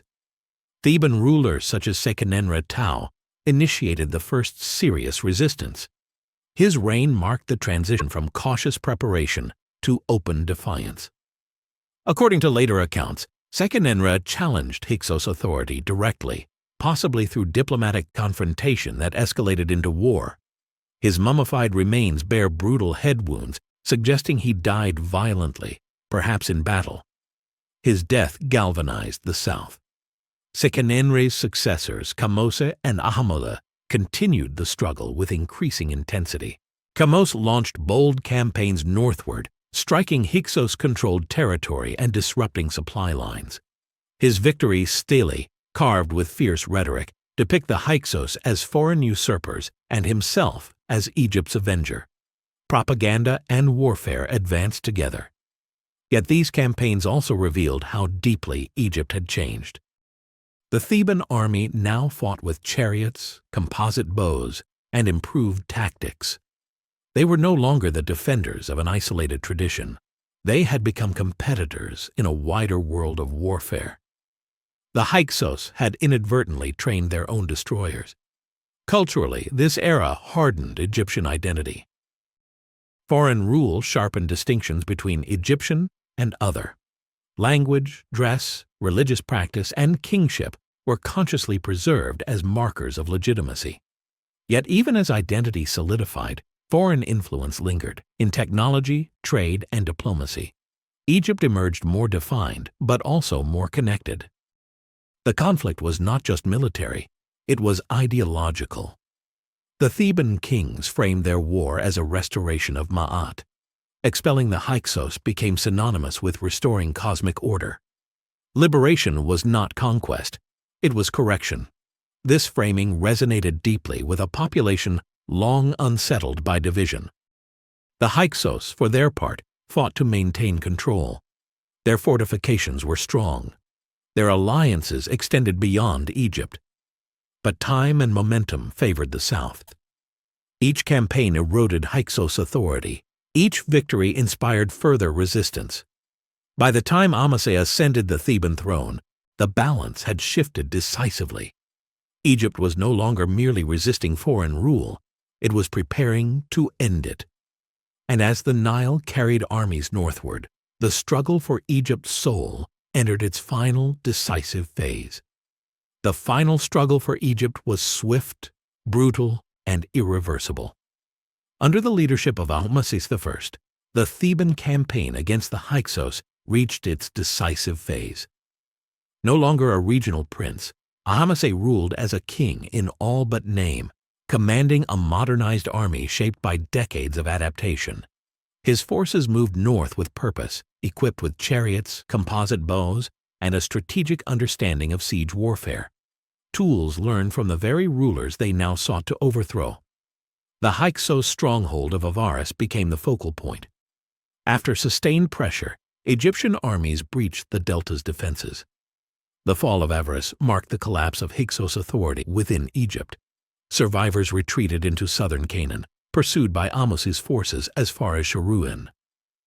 For the first time in its history, Egypt carried war beyond its traditional borders, not merely to defend, but to ensure that foreign rule would never return. Liberation had become expansion. With the Hyksos expelled, Egypt emerged profoundly changed. The trauma of foreign domination left a permanent imprint on political consciousness. Never again would Egypt rely solely on geography for protection. Borders were now seen as active frontiers requiring constant vigilance. Defense became doctrine. Ahmose moved quickly to consolidate power. He reunified Egypt, restored temples neglected during division, and reaffirmed the ideology of kingship. Yet this restoration was not a return to the past. The king ruled a transformed state, militarized, outward-looking, and acutely aware of external threats. The second intermediate period ended not with relief, but with resolve. The military reforms born under Hyksos rule became permanent features of Egyptian power. Standing armies replaced ad hoc levies. Officers gained status. Campaigns were planned beyond Egypt's borders. The state now understood that security lay not in isolation, but in control of surrounding regions. Culturally, the Hyksos legacy endured despite later vilification. Technologies, administrative practices, and trade connections introduced during their reign remained embedded in Egyptian society, Egypt had absorbed foreign influence without losing its identity, a testament to its adaptability. Ideologically, the experience reshaped kingship. The pharaoh was once again the guarantor of Ma'at, but now also the defender of the realm. Warfare became a sacred duty. Expansion was framed as protection of order against chaos beyond Egypt's borders. This logic would drive future conquests and justify empire. The memory of the Hyksos hardened Egyptian attitudes toward foreigners. Later texts portrayed them as symbols of disorder, cautionary tales of what happened when vigilance lapsed. Yet beneath this narrative lay a more complex truth. Egypt's greatest transformation had been forged through exposure to the outside world. The Hyksos period shattered Egypt's sense of invulnerability and, in doing so, forced it to evolve. From the ashes of foreign domination rose a new Egypt, unified, militarized, and ambitious. The age of inward-looking stability was over. A new era loomed, defined by expansion, wealth, and imperial power. And as Ahmose stood at the threshold of victory, Egypt turned its gaze outward, ready to project its strength far beyond the banks of the Nile, into a world it now understood it could no longer ignore. Chapter 7. Empire Under the Sun. From the scars of foreign rule, Egypt emerged sharpened, unified, and relentless. The expulsion of the Hyksos did more than restore sovereignty. It redefined Egypt's destiny. The new kingdom, beginning around 1550 BCE, was not content with survival. It sought dominance. The Nile Valley, once inward-looking and self-contained, now stood at the threshold of a wider world, and Egypt stepped forward as a conqueror. At the center of this transformation stood the pharaoh, no longer merely the guardian of Ma'at within Egypt, but its enforcer beyond Egypt's borders. Kingship fused divine authority with military command. The ruler was still godlike, but now also a general, a strategist, and an imperial administrator. Power had learned to move. Ahmose laid the foundation, but his successors would build an empire. Under the early 18th dynasty, Egypt pushed outward with unprecedented momentum. Campaigns surged south into Nubia, securing gold mines, manpower, and trade routes essential to imperial wealth. To the north and east, Egyptian armies marched into the Levant, confronting rival powers, securing vassal states, and transforming former buffer zones into provinces of influence. War became institutionalized. The Egyptian military evolved into a permanent professional force. Chariotry dominated the battlefield. Infantry formations were drilled and disciplined. Officers rose through merit as well as lineage. Campaigns were recorded, commemorated, and ritualized. Victory was no longer episodic. It was expected. This new imperial reality reshaped the Egyptian state. Tribute flowed into Egypt from conquered territories: gold, silver, livestock, timber, incense, captives, and luxury goods from lands as distant as Punt, Byblos, and Mitanni. These riches did not merely enrich the crown, they transformed society. Temples expanded, cities flourished, artisans worked exotic materials. Egypt's economy surged with imperial energy. At Karnak, the spiritual heart of the empire, this wealth was turned into stone. Temple complexes grew into vast ceremonial landscapes. Columns rose like forests. Walls were carved with scenes of conquest and divine favor. The god Amun, once a local deity of Thebes, was elevated to supreme national god, closely intertwined with imperial kingship. The pharaoh ruled as Amun's chosen, his victories proof of divine will.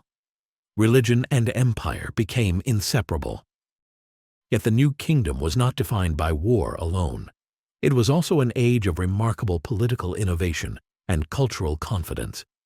Nowhere was this more evident than in the reign of Hatshepsut, a woman who ruled not as regent, but as king. Hatshepsut claimed the full titulary of pharaoh, presenting herself as the rightful ruler through divine birth and cosmic necessity. Her reign emphasized prosperity over conquest. Trade expeditions, most famously to the land of Punt, brought wealth without bloodshed.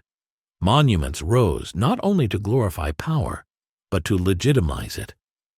Her mortuary temple at Deir el-Bahri, terraced against the cliffs, blended architecture and landscape into a statement of serene authority. Hatshepsut's rule demonstrated the flexibility of New Kingdom ideology. Kingship was absolute, but adaptable. After her death, Egypt's imperial momentum accelerated dramatically under Thutmose III, often remembered as Egypt's greatest military commander. His campaigns across the Levant expanded Egyptian control to its greatest extent. Battlefields such as Megiddo became symbols of strategic brilliance. Territory was not merely conquered, it was administered through a network of loyal rulers, garrisons, and tribute systems. Egypt stood at the center of an interconnected world. Diplomacy flourished alongside warfare. The Amarna letters, correspondence between Egypt and other great powers, reveal a system of international relations grounded in mutual recognition, marriage alliances, and gift exchange. Egypt was no longer isolated. It was a superpower among peers. Monumental art reached new heights, reflecting confidence rather than anxiety.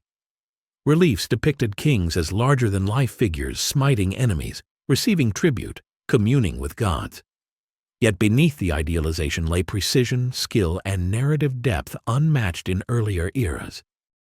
The New Kingdom was Egypt at full stride, secure in its identity, unmatched in wealth, and unafraid of the world beyond its borders. But empire carries within it a question as old as power itself. How long can expansion sustain itself? As the sun rose ever higher over Egypt's imperial horizon, shadows were already beginning to form. As Egypt's borders stretched farther than ever before, the empire entered its most confident and most demanding phase. Under Thutmose III, conquest became routine. Year after year, Egyptian armies marched north into the Levant, suppressing rebellion, collecting tribute, and reaffirming dominance. Cities that resisted were besieged. Those that submitted were integrated into a growing imperial network. Victory was measured not only in territory, but in stability. Egypt did not seek annihilation. It sought control. The empire was administered with calculated precision. Conquered regions were ruled indirectly through local kings and governors loyal to Egypt. Hostages were taken, educated at the Egyptian court, and later returned as compliant rulers shaped by Egyptian ideology. Garrisons secured strategic points. Tribute lists were meticulously recorded. The empire functioned not as a loose collection of victories, but as an organized system of extraction and influence. At home, this imperial machine transformed the Nile Valley. The wealth flowing in from abroad reshaped Egyptian society. Temples became the primary recipients of imperial spoils, especially those dedicated to Amun.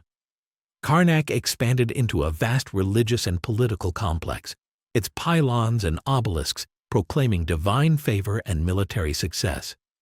Each pharaoh added to it, carving his name into stone as proof of legitimacy.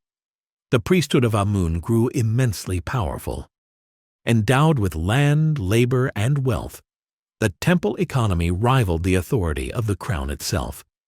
Priests administered estates, managed workshops, and oversaw rituals that linked imperial success to divine approval. The relationship between king and god became symbiotic and increasingly delicate. To rule, the pharaoh needed the gods, but the gods, through their priesthoods, were becoming power brokers. Monumental construction surged across Egypt. Luxor Temple rose as a ceremonial space for kingship and renewal. Obelisks pierced the sky, reflecting sunlight as symbols of cosmic order. Mortuary temples lined the west bank of Thebes, celebrating divine rulers in death as they had ruled in life. Architecture was no longer defensive or experimental. It was declarative. Egypt was proclaiming its greatness to itself and to the world.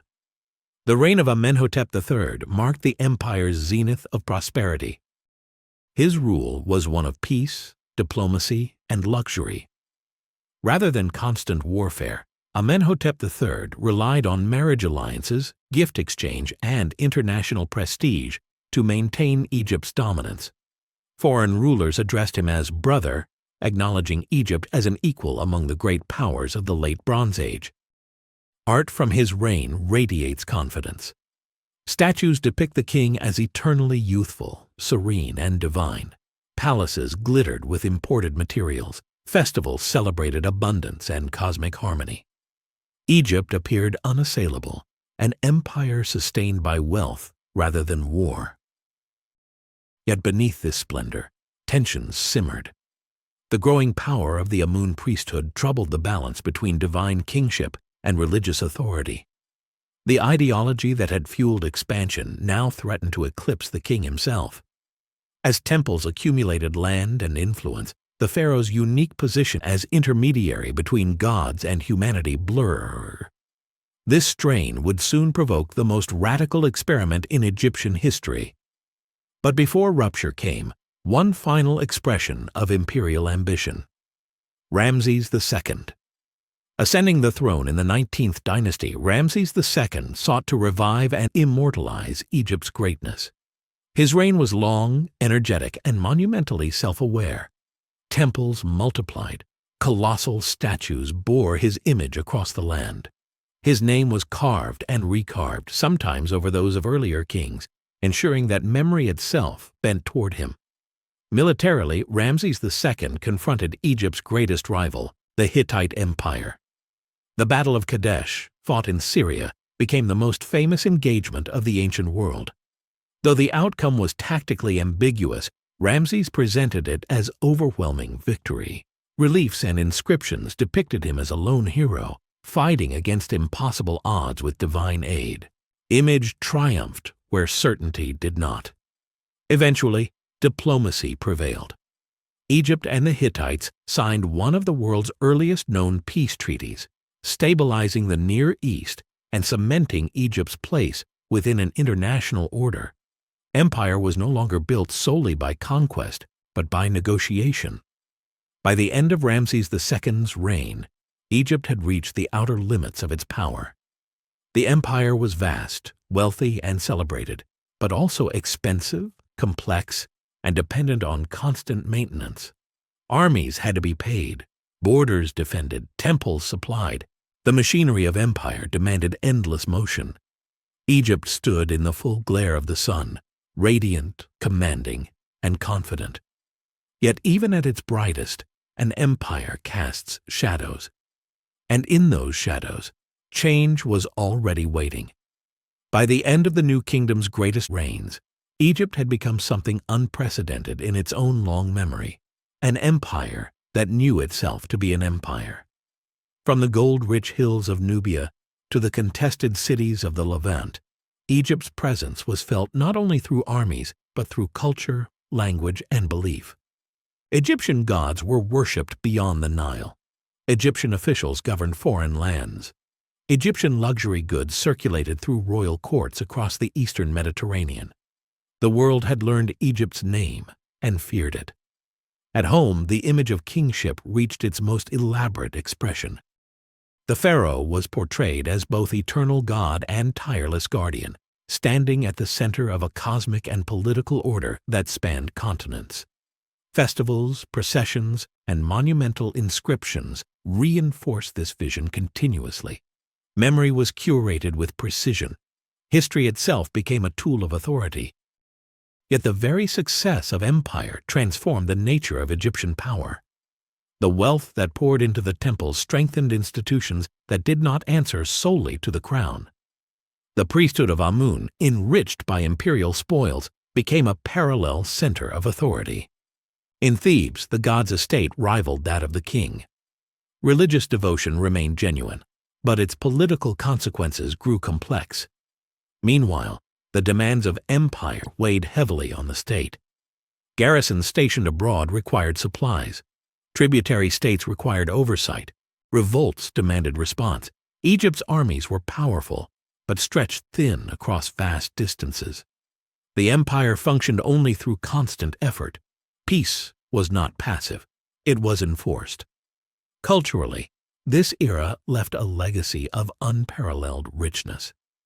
Art achieved refinement and confidence unmatched in earlier periods. Literature expanded in scope, exploring not only moral themes but the nature of power and legacy. Architecture fused scale with sophistication, turning landscapes into statements of meaning. Egypt's sense of identity was absolute. But certainty, like empire, invites challenge. The centralized authority that sustained expansion also produced tension. Religious power, military ambition, and royal divinity competed subtly for dominance. The system worked until it didn't. The sun that symbolized Egypt's supremacy now illuminated contradictions. When the new kingdom faced internal upheaval and ideological rupture, the shock would be immense precisely because the heights had been so great. Confidence would give way to questioning. Unity would face its most radical test. Yet for a fleeting moment in history, Egypt stood unmatched. It had survived collapse, foreign domination, and reform. It had mastered war, diplomacy, and monumental art. It had shaped the ancient world in its own image. This was Egypt at full brilliance, before doubt entered the heart of belief itself. And as the empire basked beneath the blazing sun of its own greatness, a quiet revolution stirred, one that would challenge gods, kings, and the very meaning of order. Chapter 8. The Heretic Pharaoh. At the height of its power, Egypt turned inward and shattered its own foundations. In the mid-14th century BCE, the new kingdom stood unrivaled. Its armies dominated foreign lands, its temples overflowed with wealth, and its gods, especially Amun of Thebes, commanded devotion across the empire. The system appeared unassailable. Yet within this apparent stability, a quiet tension had grown. The priesthood of Amun, enriched by imperial conquest, had become a force unto itself. Divine authority, once inseparable from kingship, was now shared, perhaps even contested. Into this world stepped Amenhotep IV. He inherited an empire at peace, prosperous and confident. Nothing in Egypt's long history suggested what would follow. Early in his reign, Amenhotep IV began to elevate a solar aspect known as the Aten, not merely as a favored god, but as supreme. At first, this shift appeared incremental, even tolerable. Egypt had long accommodated multiple gods, solar cults among them. But Amenhotep's devotion deepened rapidly, and with it came rupture. Within a few short years, he did the unthinkable. Amenhotep IV changed his name to Akhenaten, effective for the Aten. Names in Egypt were not symbolic gestures. They were declarations of reality. With this act, the king severed himself from tradition and bound his identity to a single divine force. The Aten was no longer one god among many. It was the god. The consequences were immediate and profound. Akhenaten rejected the ancient pantheon that had defined Egyptian civilization for over a millennium. Amun, once king of the gods and patron of empire, was erased from monuments. His name was hacked from stone. Temples were closed or abandoned. The religious infrastructure that underpinned imperial authority was dismantled by royal decree. This was not reform. It was revolution. To solidify his vision, Akhenaten took another unprecedented step. He abandoned Thebes. Leaving behind the sacred heart of Egypt, he ordered the construction of an entirely new capital in the desert, Akhetaten, horizon of the Aten. Rising from barren cliffs along a virgin stretch of the Nile, the city was built with extraordinary speed. Its boundaries were marked by monumental stelae proclaiming divine inspiration. This was not a city shaped by history, but one imposed upon it. Akhetaten embodied Akhenaten's ideology. Unlike traditional Egyptian cities, its temples were open to the sky, flooded with sunlight. The Aten was not represented in human or animal form, but as a radiant disk whose rays ended in hands, offering life. The god was abstract, distant, and universal, yet paradoxically accessible only through the king and his family. Akhenaten positioned himself as the sole intermediary between humanity and the divine. Kingship was transformed. No longer was the pharaoh merely first among worshippers. Under Akhenaten, he became indispensable. The people could not pray directly to the Aten. They worshipped through the royal family. Akhenaten, his queen Nefertiti, and their children were depicted in intimate scenes, eating, embracing, living beneath the sun's rays. This was a radical departure from the timeless, impersonal art of earlier eras. Art itself was reborn and destabilized. The rigid conventions of Egyptian representation gave way to fluid, exaggerated forms. Faces were elongated. Bodies appeared androgynous. Movement and emotion replaced stillness. Royal imagery emphasized intimacy over grandeur, humanity over idealization. To some, it was a renaissance. To others, a violation of cosmic order. Beyond art and theology, the consequences were political. While Akhenaten focused on religious transformation, Egypt's empire faltered. Diplomatic correspondence from the period, the Amarna letters, reveals vassal rulers in the Levant pleading for military assistance against rivals and invaders. Their appeals went unanswered. Egyptian authority abroad weakened. Garrisons were neglected. Influence eroded. The empire, built through generations of vigilance, was left exposed. Within Egypt, resentment grew. The traditional priesthoods were stripped of wealth and purpose. Officials forced to relocate to Akhetaten found themselves isolated in an artificial city devoted to a singular vision. The king's certainty left little room for dissent. Stability depended entirely on Akhenaten's conviction, and conviction is fragile when imposed on a civilization built on continuity. For perhaps the first time in Egyptian history, ideology outweighed pragmatism. Akhenaten believed he was restoring truth, purifying religion, aligning humanity with a universal divine force. But in doing so, he severed the delicate balance between gods, king, and people. The system that sustained empire could not survive such rupture intact. As the sun disk of the Aten rose higher over Akhetaten, Egypt's ancient foundations cracked beneath its glare. And history watched, waiting to see how long a civilization built on tradition could endure the will of a single man. As Akhenaten's vision hardened into dogma, the cost of revolution spread far beyond theology. Akhetaten, the new capital, thrived only because the king willed it to. Tens of thousands of officials, artisans, priests, and laborers were uprooted from ancestral cities and compelled to inhabit a place with no past and no patience for dissent. The city rose quickly, palaces, villas, open-air temples, but its speed betrayed fragility. Built largely of mud brick rather than stone, Akhetaten was never meant to endure. It was an extension of a single reign, not a civilization. Within its walls, life revolved around the Aten and the royal family.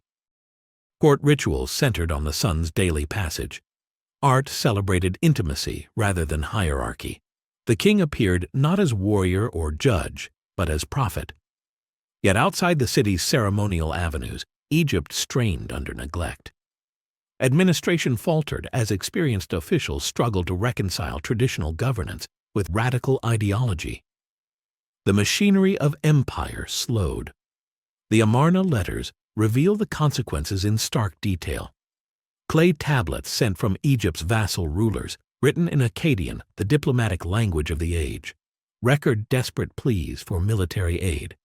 Cities loyal to Egypt were threatened by rivals, rebels, and expanding powers such as the Hittites. Governors begged for troops. They received silence.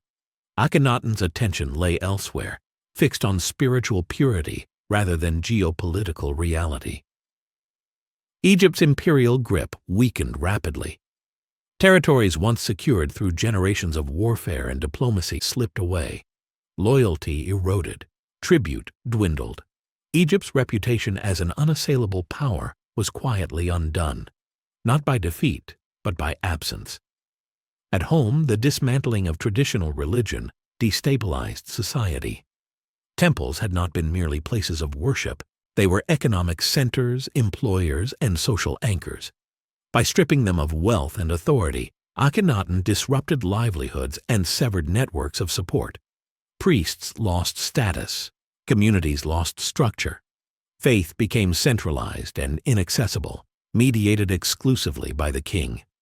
This exclusivity bred resentment. Akhenaten's theology left little room for participation. Ordinary Egyptians could not approach the Aten directly. They could not appeal to local gods for protection or justice. The spiritual intimacy that had grown over centuries was replaced with enforced abstraction. For many, the new religion felt distant, imposed, and incomplete. Even within the royal family, continuity faltered. Akhenaten produced no clear, stable succession. His daughters were prominent in art and ritual, but male heirs were few and frail. Whether due to illness, genetics, or coincidence, the royal line appeared vulnerable. As the king aged, the future of his revolution grew uncertain. Toward the end of his reign, cracks widened. Evidence suggests that Akhenaten's authority weakened as officials quietly prepared for restoration. Some traditional practices persisted in private. Old gods lingered in shadow. The Aten's supremacy, absolute in decree, was less secure in belief. When Akhenaten died around 1336 BCE, his revolution collapsed with astonishing speed. His immediate successors, brief and poorly understood, made tentative attempts to maintain the Aten cult. But the weight of tradition, resentment, and political necessity proved overwhelming. Within a few years, a young king ascended the throne under a telling name, Tutankhaten. Soon after, he changed it. Tutankhamun, living image of Amun, symbolized reversal. The court abandoned Akhenaten and returned to Thebes. Temples were reopened. The old gods were restored. The Aten was not erased but diminished. Egypt reclaimed its pantheon, its rituals, and its balance. Official inscriptions describe the Amarna period as an age of neglect and disorder, a cosmic mistake corrected by rightful rule. Akhenaten's name was omitted from king lists. His monuments were dismantled or repurposed. Memory itself was reshaped to heal the fracture. Yet erasure could not undo consequence. The empire Akhenaten inherited was diminished. Foreign territories were lost permanently. The priesthood of Amun, once humbled, returned with renewed strength and caution. The relationship between king and god would never again be so simple.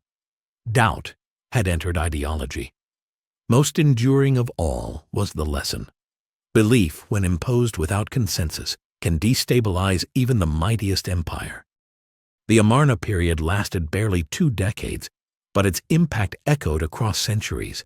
It revealed the limits of absolute authority, the fragility of tradition when strained too far, and the danger of confusing personal conviction with universal truth. Egypt would recover.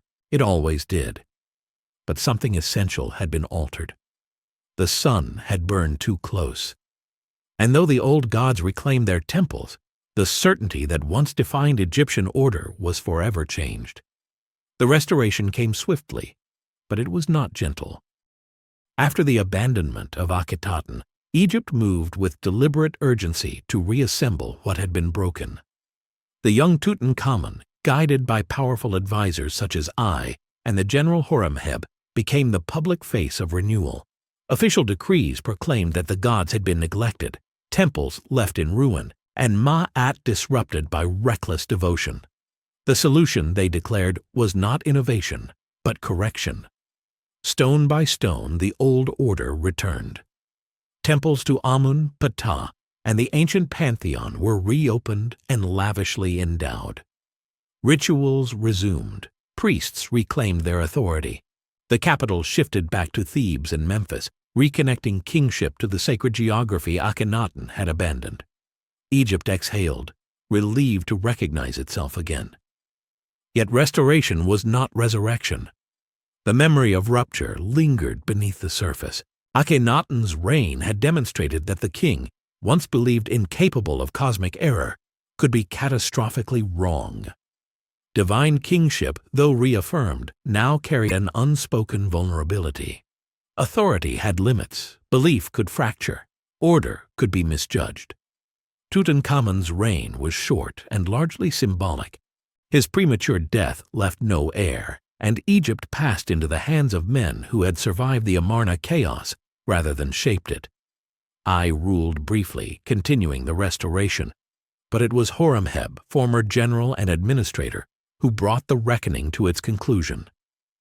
Horemheb did not claim divine inspiration. He claimed correction. Ascending the throne as a restorer rather than a visionary, Horemheb set about repairing the machinery of state. Laws were codified. Corruption was punished. Military and administrative offices were reorganized. Order was not proclaimed. It was enforced. His reign closed the Amarna chapter with authority rather than theology. But Horemheb also understood the power of memory.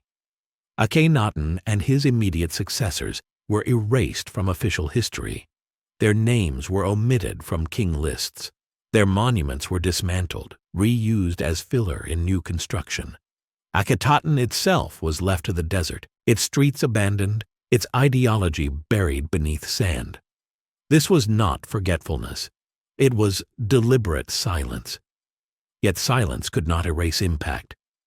The priesthood of Amun emerged stronger than ever, but also more cautious.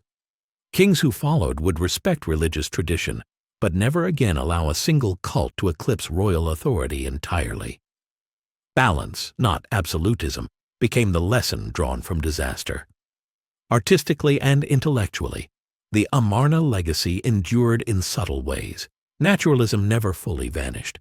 Intimacy occasionally resurfaced. The idea that art and belief could change, even briefly, remained embedded in cultural memory. Egypt had glimpsed another possibility, and though it rejected it, it could not unknow it. Politically, the damage was lasting. Territories lost during Akhenaten's neglect were never fully recovered. The Hittites emerged as enduring rivals. Egypt's empire survived, but it had reached its limits. Expansion gave way to defense. Confidence was tempered by caution. The heretic pharaoh had failed, but not without consequence. Akhenaten proved that ideology could override tradition, that kingship could be reshaped by belief, and that empires, even at their peak, could be destabilized from within. His revolution was brief, rejected, and condemned, but it exposed fault lines long hidden beneath certainty. Egypt restored its gods, its rituals, and its sense of self. But the illusion of unbreakable order was gone. From this point forward, power would be guarded more carefully, faith would be managed more cautiously, and kings would remember, whether openly or not, that even divine authority could err. Thus ended the Amarna experiment, a blaze of conviction that burned too fiercely to endure, leaving behind a civilization wiser, wounded, and forever changed, ready to face decline with memory instead of innocence. Chapter 9. Decline of the Pharaohs. The empire did not fall in flames. It faded. After the long blaze of the new kingdom, Egypt entered an age defined not by sudden collapse, but by erosion, slow, uneven, and relentless. By the late 12th century BCE, the forces that had sustained imperial power for centuries began to pull apart. The pharaoh still wore the crowns, the gods were still worshipped, the temples still stood. But beneath these familiar forms, authority fractured. The reigns after Ramses II revealed the cost of empire. Egypt's borders were overextended. Garrisons abroad strained resources at home. Repeated conflicts, most notably with the so-called Sea Peoples, disrupted trade routes and destabilized the eastern Mediterranean. Grain shipments faltered, revenues declined. The machinery that once moved armies and stone now struggled to pay workers. Even royal tombs were looted, sometimes by the very officials meant to guard them. Confidence gave way to fatigue. By the end of the 20th dynasty, central authority collapsed outright. Egypt splintered into competing power bases, ushering in what historians call the Third Intermediate Period. The pharaoh no longer ruled alone, if he ruled at all. In the north, kings based in Tanis claimed legitimacy through lineage and ritual. In the south, at Thebes, the high priests of Amun controlled vast wealth, land, and manpower. They commanded armies, issued decrees, and effectively ruled Upper Egypt in all but name. Kingship was divided, not geographically alone, but conceptually. Power no longer flowed from a single source. The pharaoh became one authority among many. This fragmentation did not erase tradition. Instead, it preserved it obsessively.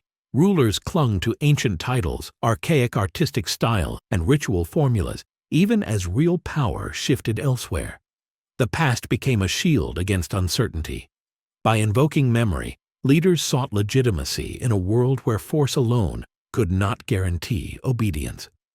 Foreign influence deepened these fractures.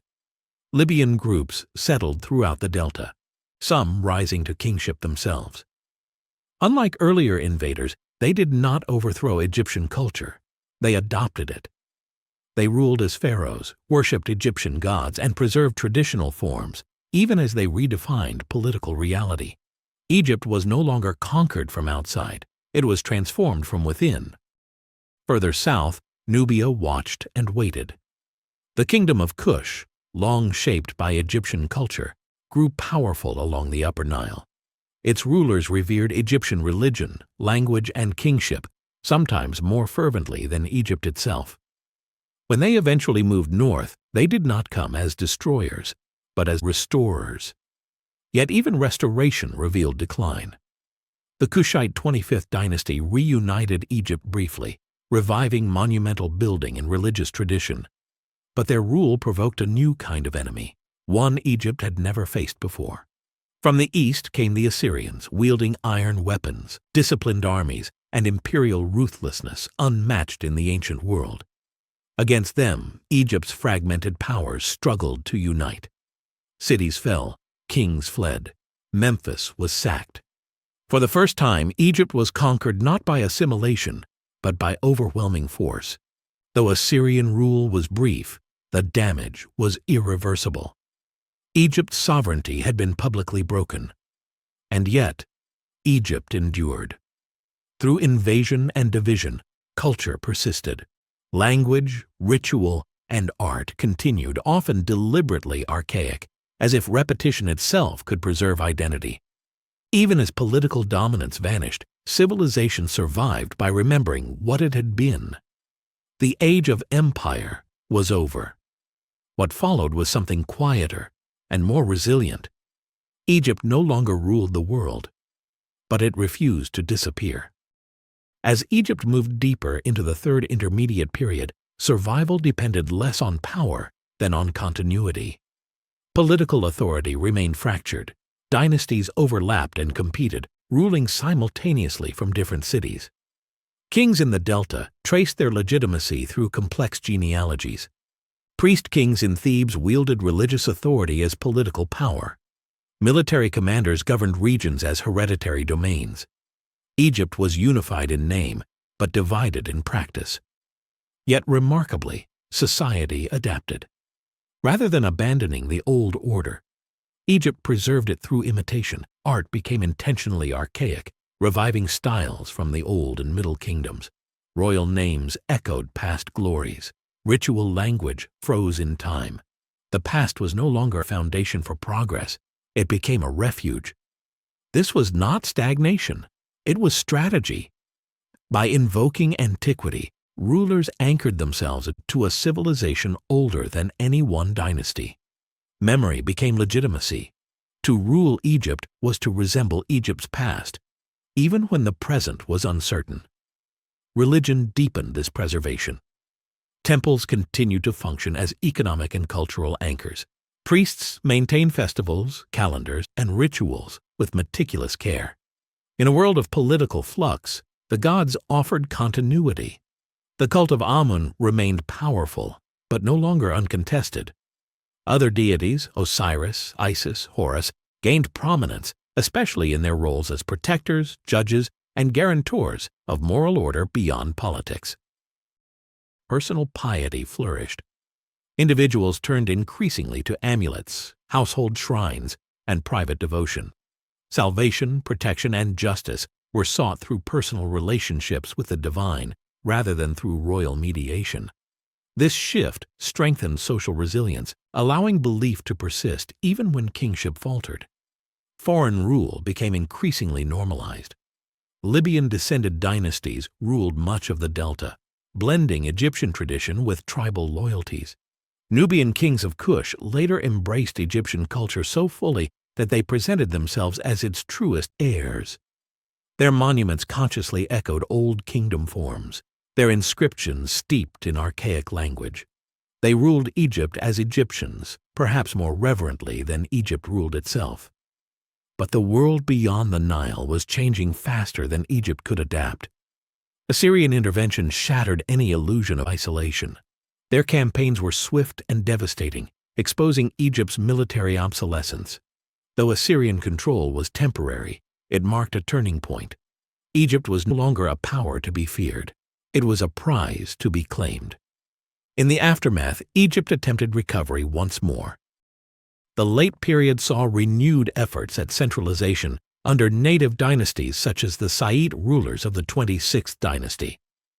From their capital at Sai, they reasserted control, revived trade, reformed administration, and sponsored monumental building. Greek mercenaries were hired, foreign trade expanded, Egypt stabilized. For a time, it almost felt like revival. But this stability depended on accommodation, not dominance. Egypt existed within a world now shaped by empires far larger and more aggressive than itself. The balance had shifted permanently. Even so, Egyptian culture proved astonishingly durable. Writing endured. Temples were restored. Priests continued to copy sacred texts word for word, preserving religious knowledge across centuries. Art remained faithful to ancient conventions, even as the world modernized around it. Egypt chose memory over reinvention. This endurance was its quiet triumph.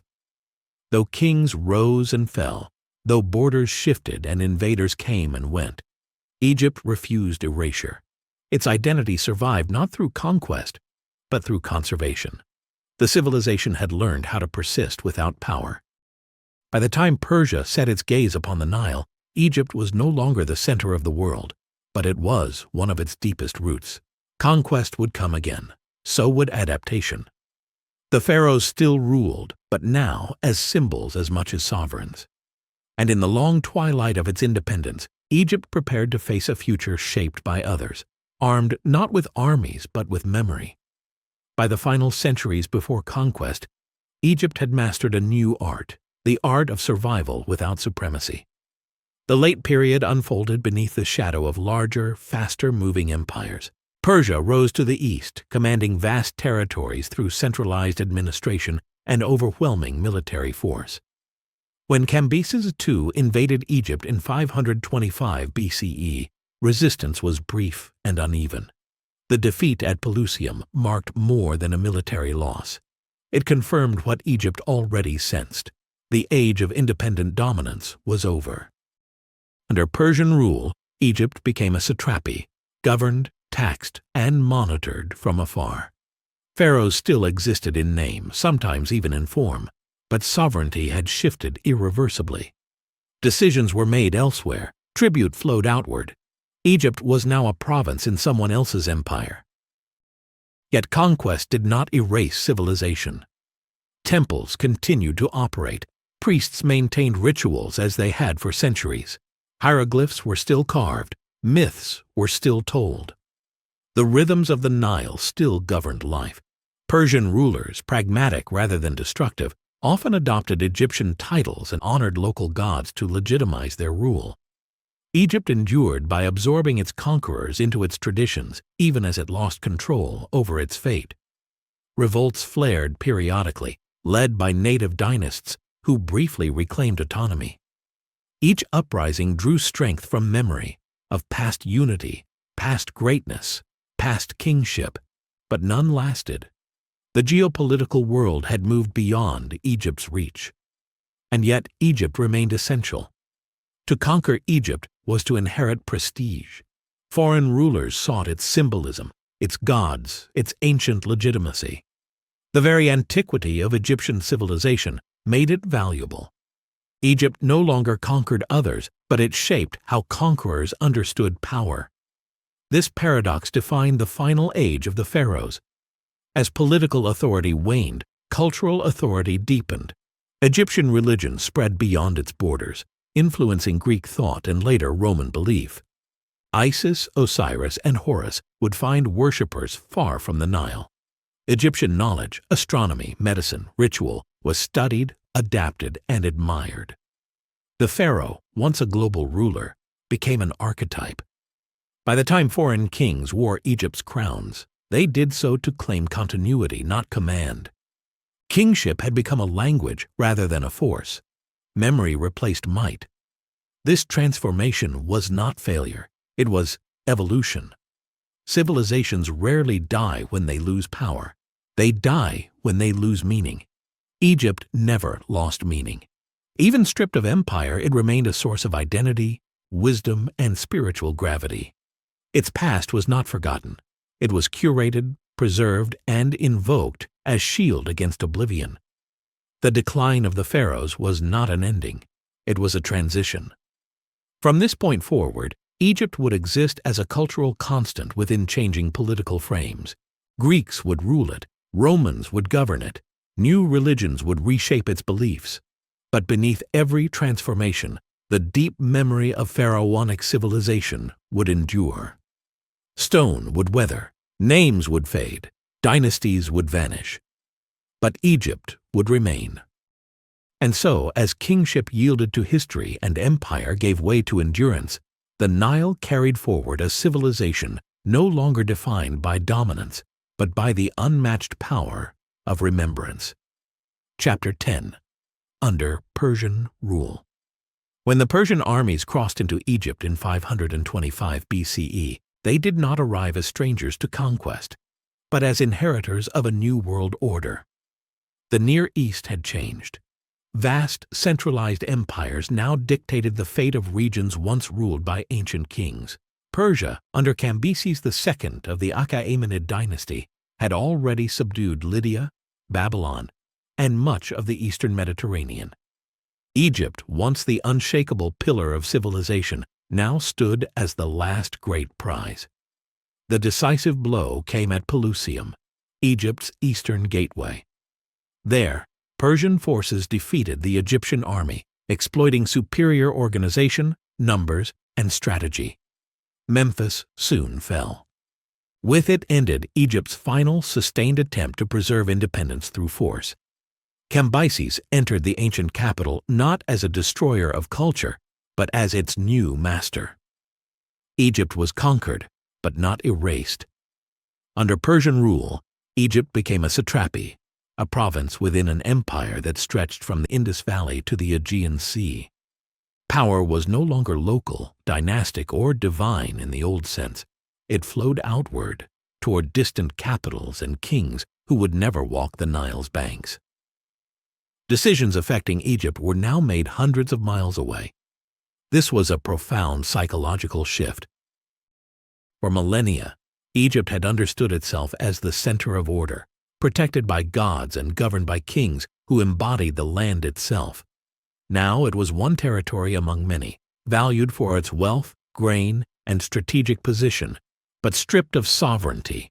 The pharaoh, once the axis of the cosmos, became a subordinate figure, sometimes absent entirely.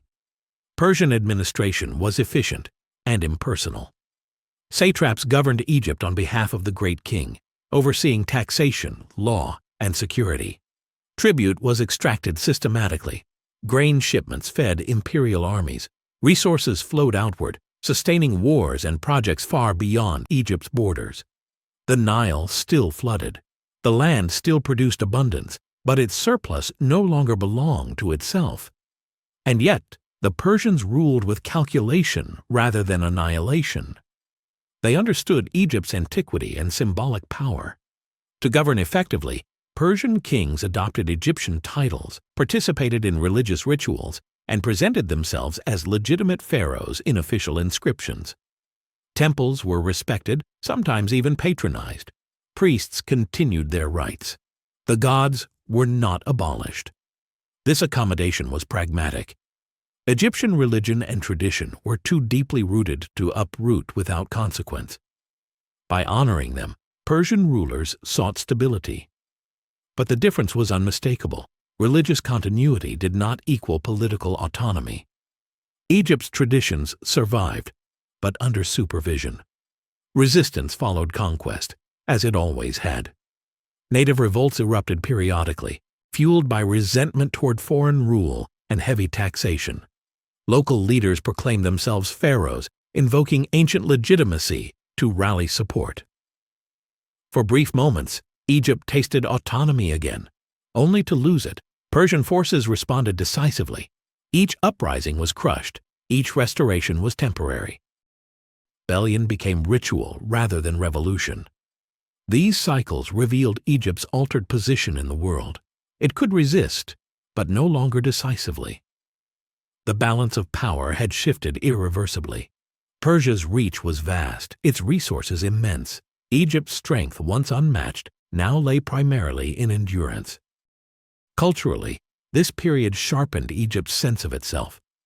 Art, language, and ritual became increasingly conservative, as if repetition could preserve identity against dilution. Hieroglyphs continued to be carved long after they had ceased evolving. Religious texts were copied verbatim. The past was guarded fiercely, not as nostalgia, but as defense. Memory became resistance. For the Persian kings, Egypt was valuable, but not essential. For Egypt, identity was everything. To remain Egyptian under foreign rule required active preservation of tradition, belief, and historical consciousness. The pharaohs of old had ruled empires. Now their heirs ruled ceremonies. Egypt had not vanished, but it had been repositioned. It was no longer the author of history, but one of its subjects. And as Persian banners flew over ancient cities, Egypt faced a question it had never truly confronted before. How does a civilization endure when it is no longer sovereign? The answer would shape the final chapters of its long, extraordinary story. Under Persian dominion, Egypt learned the limits of resistance. The Achaemenid Empire ruled not through constant brutality, but through scale. Its strength lay in coordination, roads that carried orders across continents, administrators who answered only to the great king, and armies that could be mobilized faster than any single province could react. Against such a system, Egyptian revolt became an act of memory rather than strategy. Yet revolt never ceased. Throughout the 5th century BCE, Egypt rose repeatedly against Persian control. Native leaders declared themselves pharaohs, minted decrees in ancient language, and restored rituals as symbols of legitimacy. Each uprising followed a familiar pattern: brief success, popular support, and eventual suppression. Persian forces returned, order was reimposed, and Egypt slipped back into subjugation. What was missing was permanence. These revolts lacked the unified resources, alliances, and military innovation necessary to challenge an empire of Persia's scale. Egypt could reclaim identity, but not autonomy. The geopolitical world had grown too large, too interconnected, too militarized for isolated resistance to succeed.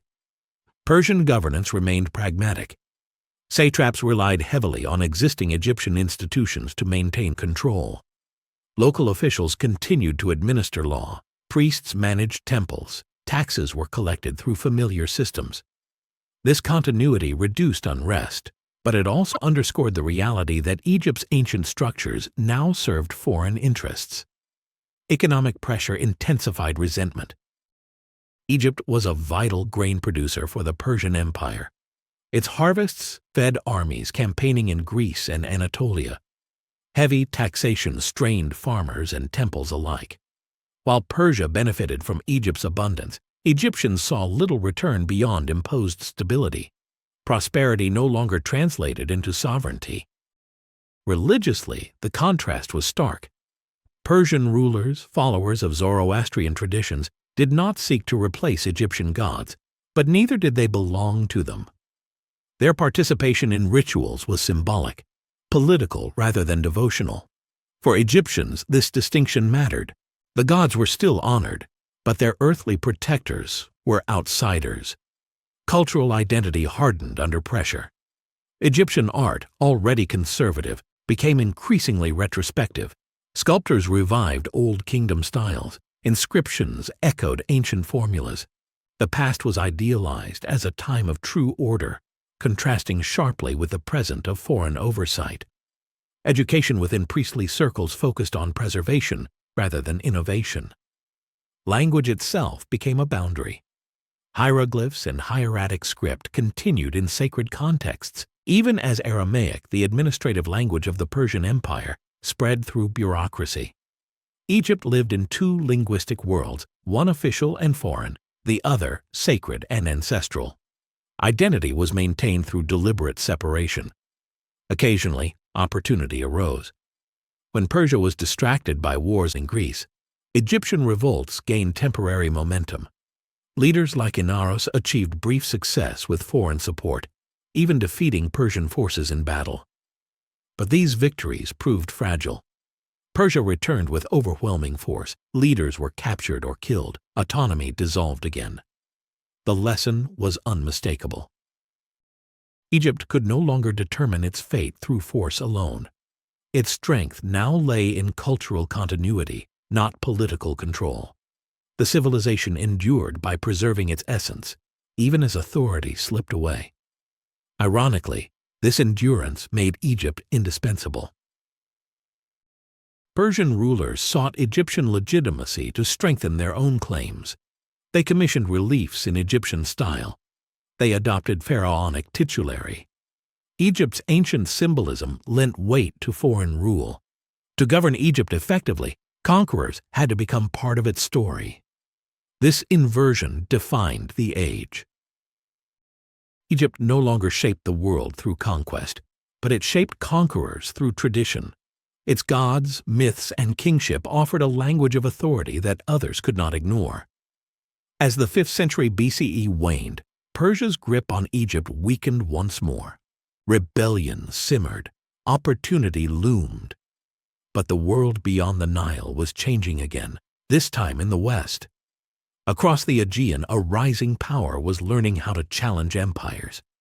And when it came, Egypt would not be conquered as before.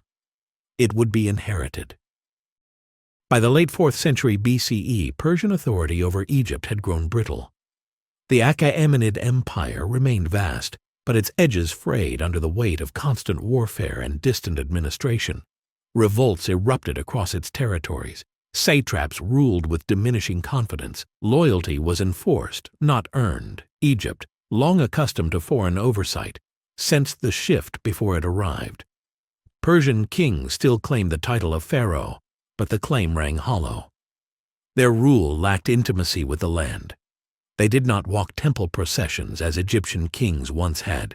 They did not reside along the Nile or embody its rhythms. To Egyptians, the Persians were administrators of power, not custodians of Ma'at. Stability existed, but meaning was thin. And yet, Egypt endured as it always had. Temples remained active, their walls covered with hymns older than the empire that governed them. Priests continued to train scribes in sacred scripts whose origins stretched back millennia. Festivals were celebrated on ancient calendars.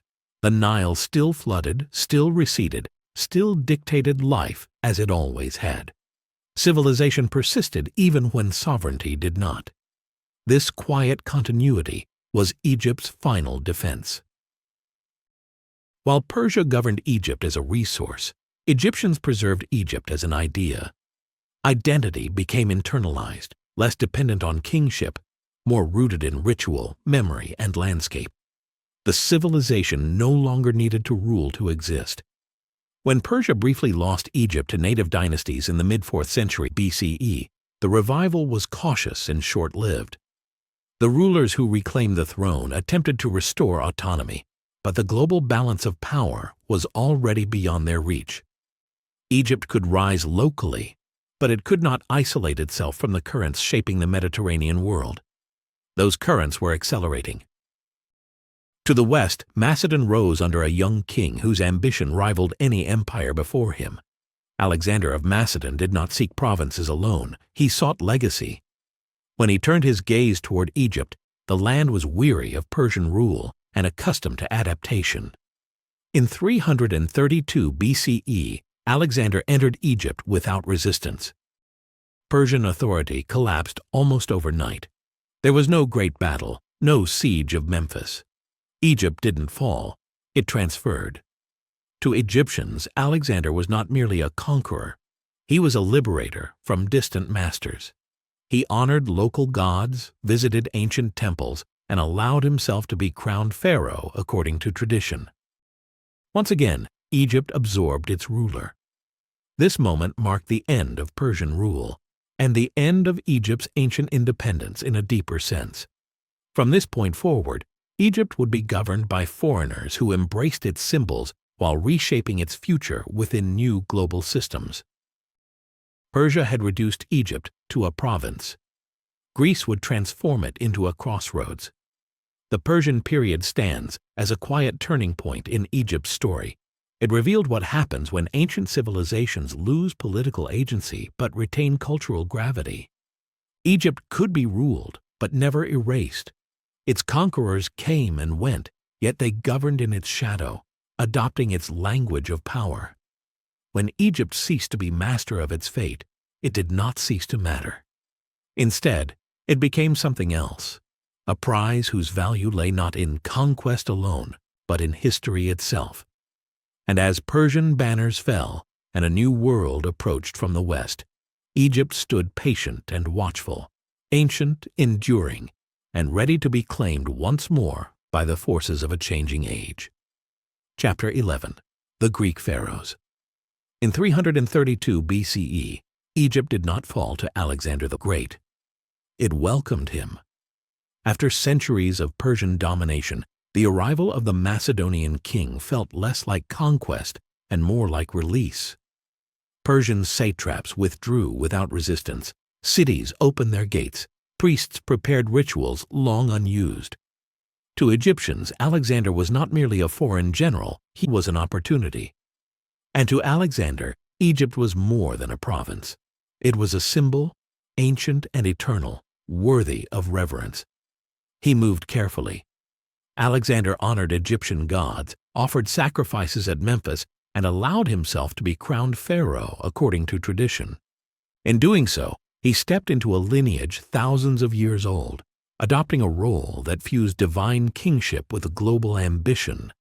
He understood what others before him had learned. Egypt could not be ruled by force alone. It had to be claimed through legitimacy. Before leaving Egypt forever, Alexander made a decision that would outlast his empire. On the Mediterranean coast, where the Nile met the sea, he founded Alexandria.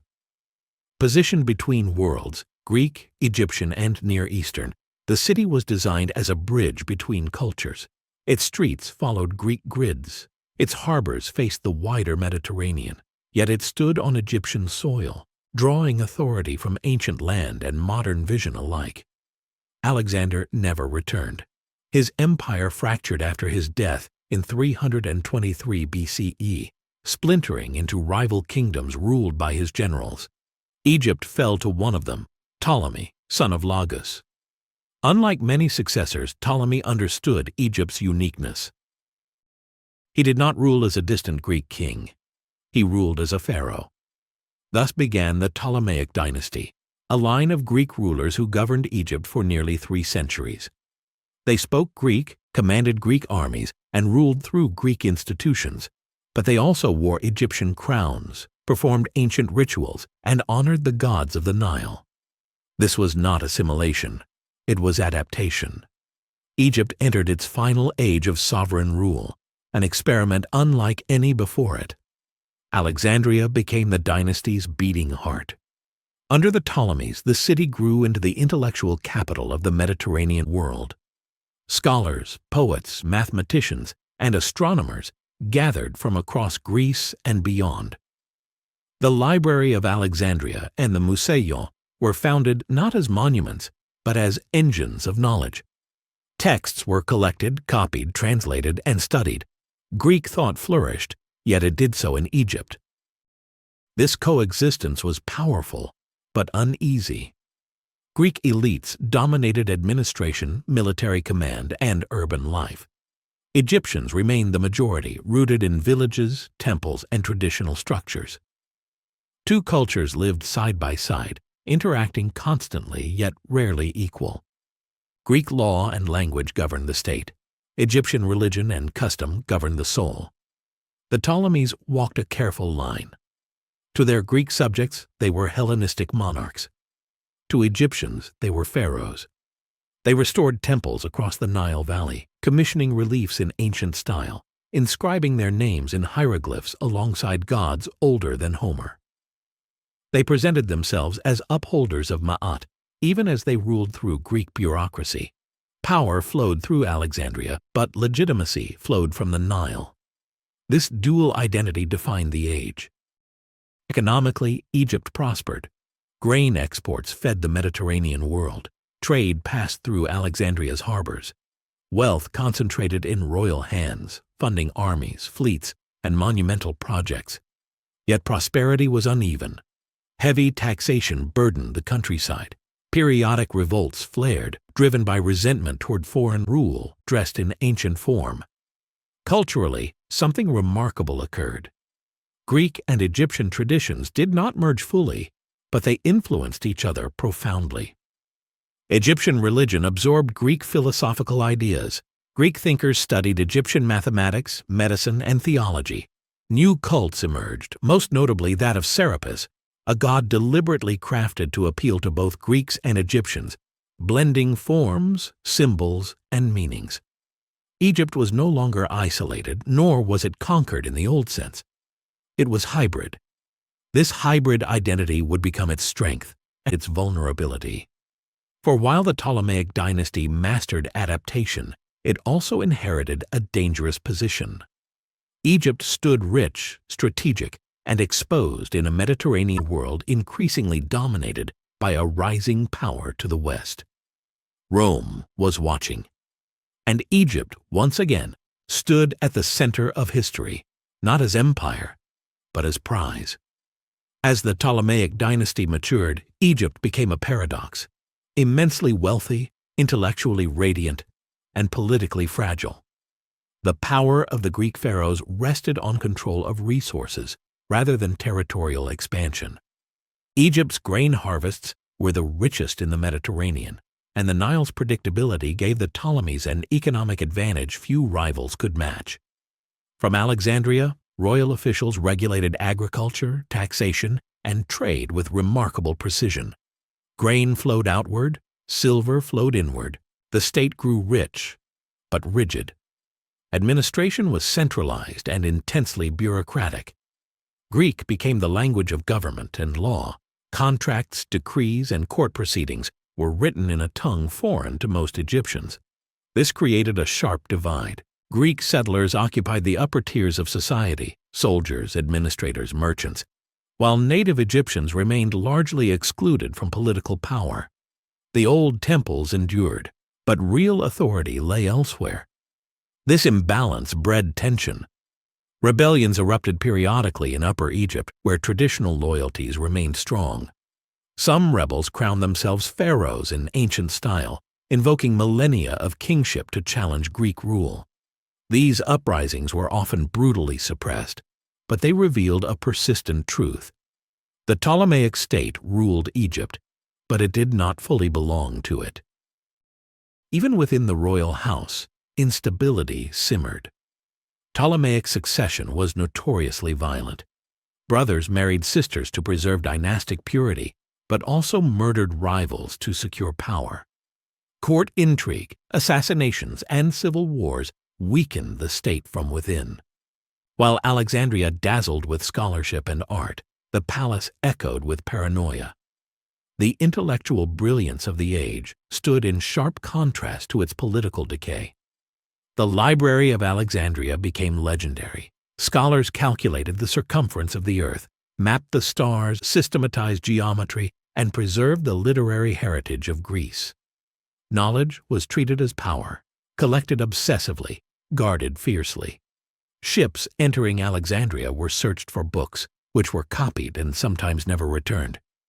Yet this pursuit of knowledge existed alongside growing dependence on Rome. As the Hellenistic world fractured, Rome emerged as the ultimate arbiter of power in the Mediterranean. Ptolemaic kings increasingly relied on Roman support to resolve dynastic disputes. In exchange, Rome gained influence, then leverage, over Egypt's fate. Loans, treaties, and military intervention tied Alexandria to Roman interests. Egypt's sovereignty narrowed quietly. By the 1st century BCE, the Ptolemaic dynasty survived not through strength, but through diplomacy and wealth. Egypt remained technically independent but strategically entangled. Its grain-fed Rome. Its politics were scrutinized by Roman senators. Its rulers navigated a world no longer their own. Into this precarious landscape stepped Cleopatra VII. She was not merely the last of the Ptolemies, she was their most capable. Unlike many of her predecessors, Cleopatra learned the Egyptian language and embraced native religious traditions with sincerity. She presented herself not only as a Greek queen, but as Isis incarnate, mother and protector of the land.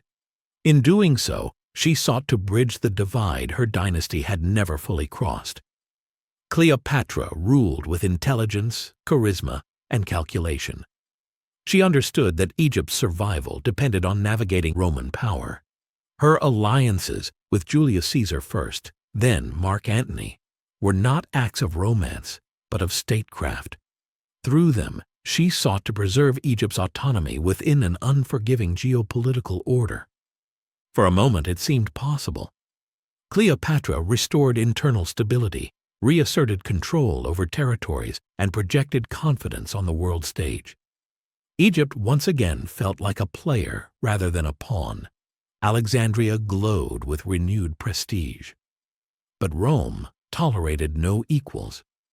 As Roman civil wars hardened into imperial ambition, Egypt's independence became untenable. Cleopatra's strategy relied on personal alliances in a system increasingly defined by institutions and armies. The world had changed again, and Egypt was once more caught between eras. The Ptolemaic experiment had reached its final test. Could adaptation preserve sovereignty? Or had history already decided Egypt's fate?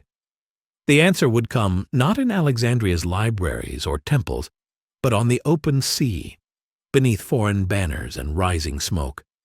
The final act of Egypt's independence unfolded beneath Roman eyes. By the mid-1st century BCE, the Mediterranean world revolved around Rome's internal struggle for dominance.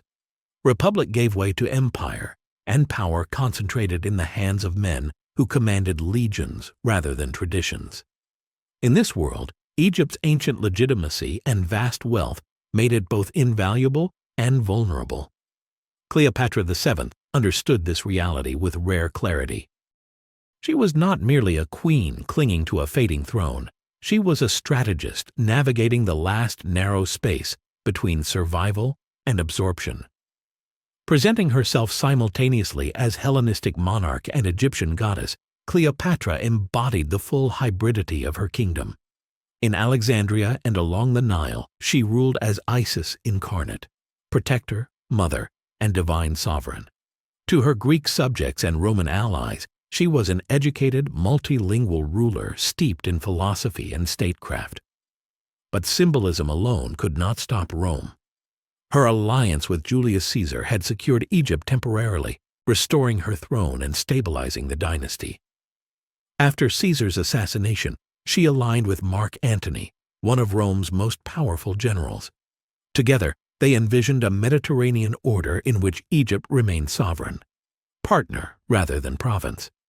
Rome rejected that vision. Octavian, Caesar's heir, framed Cleopatra not as a legitimate ruler, but as a foreign seductress threatening Roman order. Propaganda turned her into an enemy of the state. The conflict that followed was inevitable. In 31 BCE, the fate of Egypt was decided at the Battle of Actium. On the western coast of Greece, Antony and Cleopatra's combined fleet faced Octavian's forces. Strategy failed. Alliances fractured. The battle ended not in heroic defeat, but in strategic collapse. Retreat became abandonment. Power slipped away. Within a year, Octavian entered Egypt. Antony died. Cleopatra, refusing to be paraded as a trophy in Rome, ended her life, an act that echoed with centuries of royal defiance. With her death in 30 BCE, the Ptolemaic dynasty ended. More profoundly, so did Egypt's last experiment in sovereign rule. Egypt did not burn. It was absorbed. Octavian, soon to become Augustus, annexed Egypt as a personal possession of the Roman emperor. Unlike other provinces, Egypt was ruled directly, its wealth and grain tightly controlled. Senators were barred from entering without permission. The Nile fed Rome's population. Egypt became indispensable to imperial survival, but voiceless in its own fate. The pharaohs were gone. Yet Egypt's legacy did not vanish with them. Greek and Egyptian cultures, long entwined, flowed into Roman civilization. Egyptian gods spread across the empire. Obelisks rose in Rome itself. Scholars preserved texts copied in Alexandria. Even Rome's emperors borrowed Egyptian symbolism to legitimize their power. Egypt had lost sovereignty, but gained immortality of a different kind. The Greek pharaohs had been Egypt's final rulers who attempted adaptation as survival. They failed politically, but succeeded culturally. They ensured that Egypt's knowledge, religion, and identity would outlive its independence, carried forward into new civilizations. Cleopatra was not the end of Egypt's story. She was its last sovereign voice. And as Roman banners replaced Greek crowns, Egypt entered a new era, not as a kingdom, but as a cornerstone of empires yet to come. Beyond the fall of the last crown, Egypt passed fully into history, its power gone, its presence eternal, ready to shape the world even as it ceased to rule it. Chapter 12. Egypt becomes Roman. In 30 BCE, Egypt ceased to belong to itself. With the death of Cleopatra VII and the annexation of the Nile Valley by Octavian, soon to be Augustus, Egypt entered a new and irreversible phase of its history. The transition was swift, almost silent. There was no coronation, no native successor, no attempt to preserve the illusion of pharaonic continuity. The crown that had ruled for 3,000 years simply disappeared.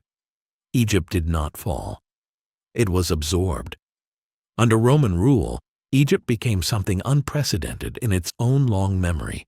Not a kingdom, not even a client state, but the personal possession of the emperor. Unlike other Roman provinces, Egypt was governed directly through imperial prefects. Senators were forbidden to enter without permission. The reason was clear. Egypt's grain fed Rome. Control of the Nile meant control of the empire's stability. Power now flowed in one direction only. The administrative machinery of Rome replaced dynastic kingship. Taxes were assessed with ruthless efficiency. Census records counted people as resources. Grain shipments were calculated not for ritual offering, but for urban survival across the Mediterranean. Egypt's ancient rhythms continued, but they served a foreign capital. And yet, Egypt remained essential. The Romans did not dismantle Egyptian culture overnight. Temples continued to operate. Priests performed rituals as they had for centuries. Hieroglyphs were still carved on sacred walls, though increasingly as echoes rather than innovations. Roman emperors adopted pharaonic titles in reliefs, presenting themselves as legitimate rulers in the old language of stone. But the soul of kingship was gone. The pharaoh had once embodied Egypt itself, divine, mortal, eternal. Under Rome, authority was distant, bureaucratic, and impersonal. The emperor ruled from afar. Egypt's gods were tolerated, not served. Religious continuity survived, but without political force. Over time, the old world receded. As centuries passed, temples lost funding, priesthoods dwindled, ritual knowledge faded. Christianity spread through Egypt rapidly, finding fertile ground among populations long accustomed to moral reflection and personal salvation. Ancient gods gave way to new belief, not through decree alone, but through gradual transformation. By the 4th century CE, the ancient religion of Egypt, once the backbone of civilization, had become memory. Yet memory is not disappearance. Roman Egypt remained a place of deep continuity beneath change. Villages persisted. The Nile still dictated life. Egyptian identity endured, reshaped through language, belief, and tradition. Even as hieroglyphs fell silent, Egypt's past remained embedded in its landscape. What Rome conquered was land and labor. What it could not conquer was legacy. Egypt's monuments continued to dominate horizons. Its gods migrated into Roman religion. Its symbols, obelisks, sphinxes, solar imagery, were transported across the empire as trophies of legitimacy. Rome claimed Egypt, but also inherited it. The civilization that had once defined time now entered it. Egypt was no longer a living empire. It was becoming something else entirely. A legacy. Under Roman rule, Egypt changed not through destruction, but through substitution. The empire did not seek to erase Egypt's past. It absorbed it, repurposed it, and gradually rendered it obsolete. Roman governors ruled efficiently, rarely interfering in local customs so long as taxes were paid and grain flowed north. For generations, daily life along the Nile looked much as it always had. Farmers followed the floods, markets opened at dawn, temples still echoed with chants older than Rome itself. But beneath this continuity, something irreversible was unfolding. The institutions that had sustained Egyptian civilization for millennia were no longer being renewed. Temple endowments shrank. Priestly schools lost patronage. Knowledge once transmitted through ritual and inscription now depended on memory alone. Hieroglyphs, the sacred language of the gods, became increasingly ceremonial, copied, but no longer fully understood. Writing began to die before belief did. By the 2nd century CE, few could read the oldest inscriptions carved into Egypt's monuments. The past was visible everywhere, but increasingly silent. Egyptian religion survived as practice, not innovation. No new myths were composed. No new gods rose. The spiritual engine that once powered civilization had slowed to ritual repetition. Into this quiet vacuum came Christianity. Egypt proved uniquely receptive to the new faith. Centuries of moral introspection, personal piety, and belief in judgment after death had prepared the ground. Christian communities spread rapidly, especially in Alexandria, where theological debate flourished. Egyptian thinkers shaped early Christian doctrine, blending Greek philosophy with spiritual traditions born along the Nile. Old gods did not vanish overnight. For centuries, Christianity and traditional religion coexisted, sometimes peacefully, sometimes violently. Temples were converted into churches. Sacred spaces were redefined rather than erased. But as imperial policy shifted in favor of Christianity, the balance tipped decisively. In 391 CE, pagan temples were officially closed. With that decree, a civilization's religious heartbeat stopped. The gods, who had shaped Egypt's identity, Ra, Osiris, Isis, Amun, lost their last state-supported voices. Their stories survived in memory, folklore, and foreign lands, but no longer as living systems of belief. Egypt's ancient religion had not been defeated in battle. It had been outlived. Yet even as gods fell silent, Egypt continued to shape the world. Roman emperors embraced Egyptian symbolism to legitimize their rule. Obelisks were transported to Rome, their hieroglyphs admired but unread. Egyptian mysteries fascinated Roman elites. The cult of Isis spread across Europe, offering salvation, ritual, and hope long after her temples closed at home. Egypt's influence migrated outward. Knowledge preserved in Alexandria, mathematics, astronomy, medicine, flowed into Roman and later Islamic scholarship. Though the library itself would not survive, its intellectual legacy endured through transmission, translation, and study. Egypt's voice changed language, but did not disappear.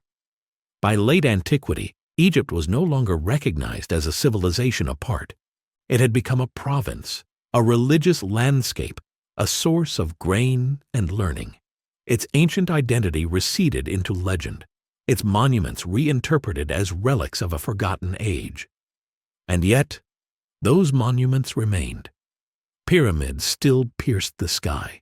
Temples still lined the Nile. Tombs still guarded the dead. Long after belief faded, stone continued to speak, awaiting those who would one day learn how to listen again. Egypt had crossed its final threshold. It was no longer shaping history through power or faith, but through memory embedded in landscape and ruin.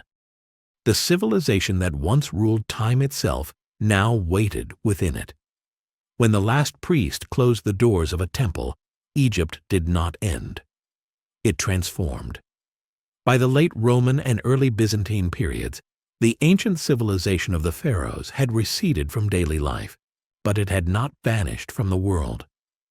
What survived was not a state, not a religion, and not a ruling class, but a legacy so vast that it could no longer belong to one people alone. Egypt had become history. The land that once defined time now existed inside it, preserved through ruins, texts, and memory.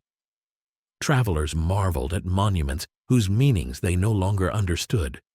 Obelisks stood in foreign capitals, admired as symbols of antiquity. Pyramids became wonders rather than tombs. Egypt's past slipped from living tradition into legend. Yet legend proved powerful. Across centuries, scholars sought Egypt's wisdom. Greek and Roman writers speculated about its secrets. Islamic scholars preserved and studied ancient knowledge, transmitted through Alexandria and beyond. Medieval travelers recorded awe, not comprehension. Egypt was no longer speaking, but it was being remembered. The final resurrection came in the modern age. In 1799, the discovery of the Rosetta Stone unlocked a voice thought lost forever. Jean-François Champollion's decipherment of hieroglyphs in the 19th century restored Egypt's words, prayers, and histories to humanity. For the first time in nearly 2,000 years, the civilization could speak for itself again. The dead returned, not as rulers, but as witnesses. Modern archaeology revealed the complexity of Egypt's past, its innovations, contradictions, resilience, and humanity. Pharaohs became historical figures rather than gods. Temples became texts. Tombs became archives. Egypt was no longer mythologized alone, it was understood. And through understanding, its influence deepened. Modern concepts of statehood, religion, art, architecture, and memory trace lines back to the Nile. Egypt's ideas of order, continuity, and legacy continue to shape how humanity thinks about civilization itself. Empires that conquered Egypt have long since fallen. Egypt remains. This is its final triumph. Not dominance, not conquest, but endurance. From prehistoric villages to divine kings, from empire to province, from silence to rediscovery, Egypt's story spans the full arc of human civilization. It did not merely exist in history, it helped invent it. And though its gods no longer receive offerings and its kings no longer rule, Egypt still watches from stone and sand, patient, vast, and unforgotten. For civilizations rise and fall, but those that shape time itself never truly disappear. They become eternal.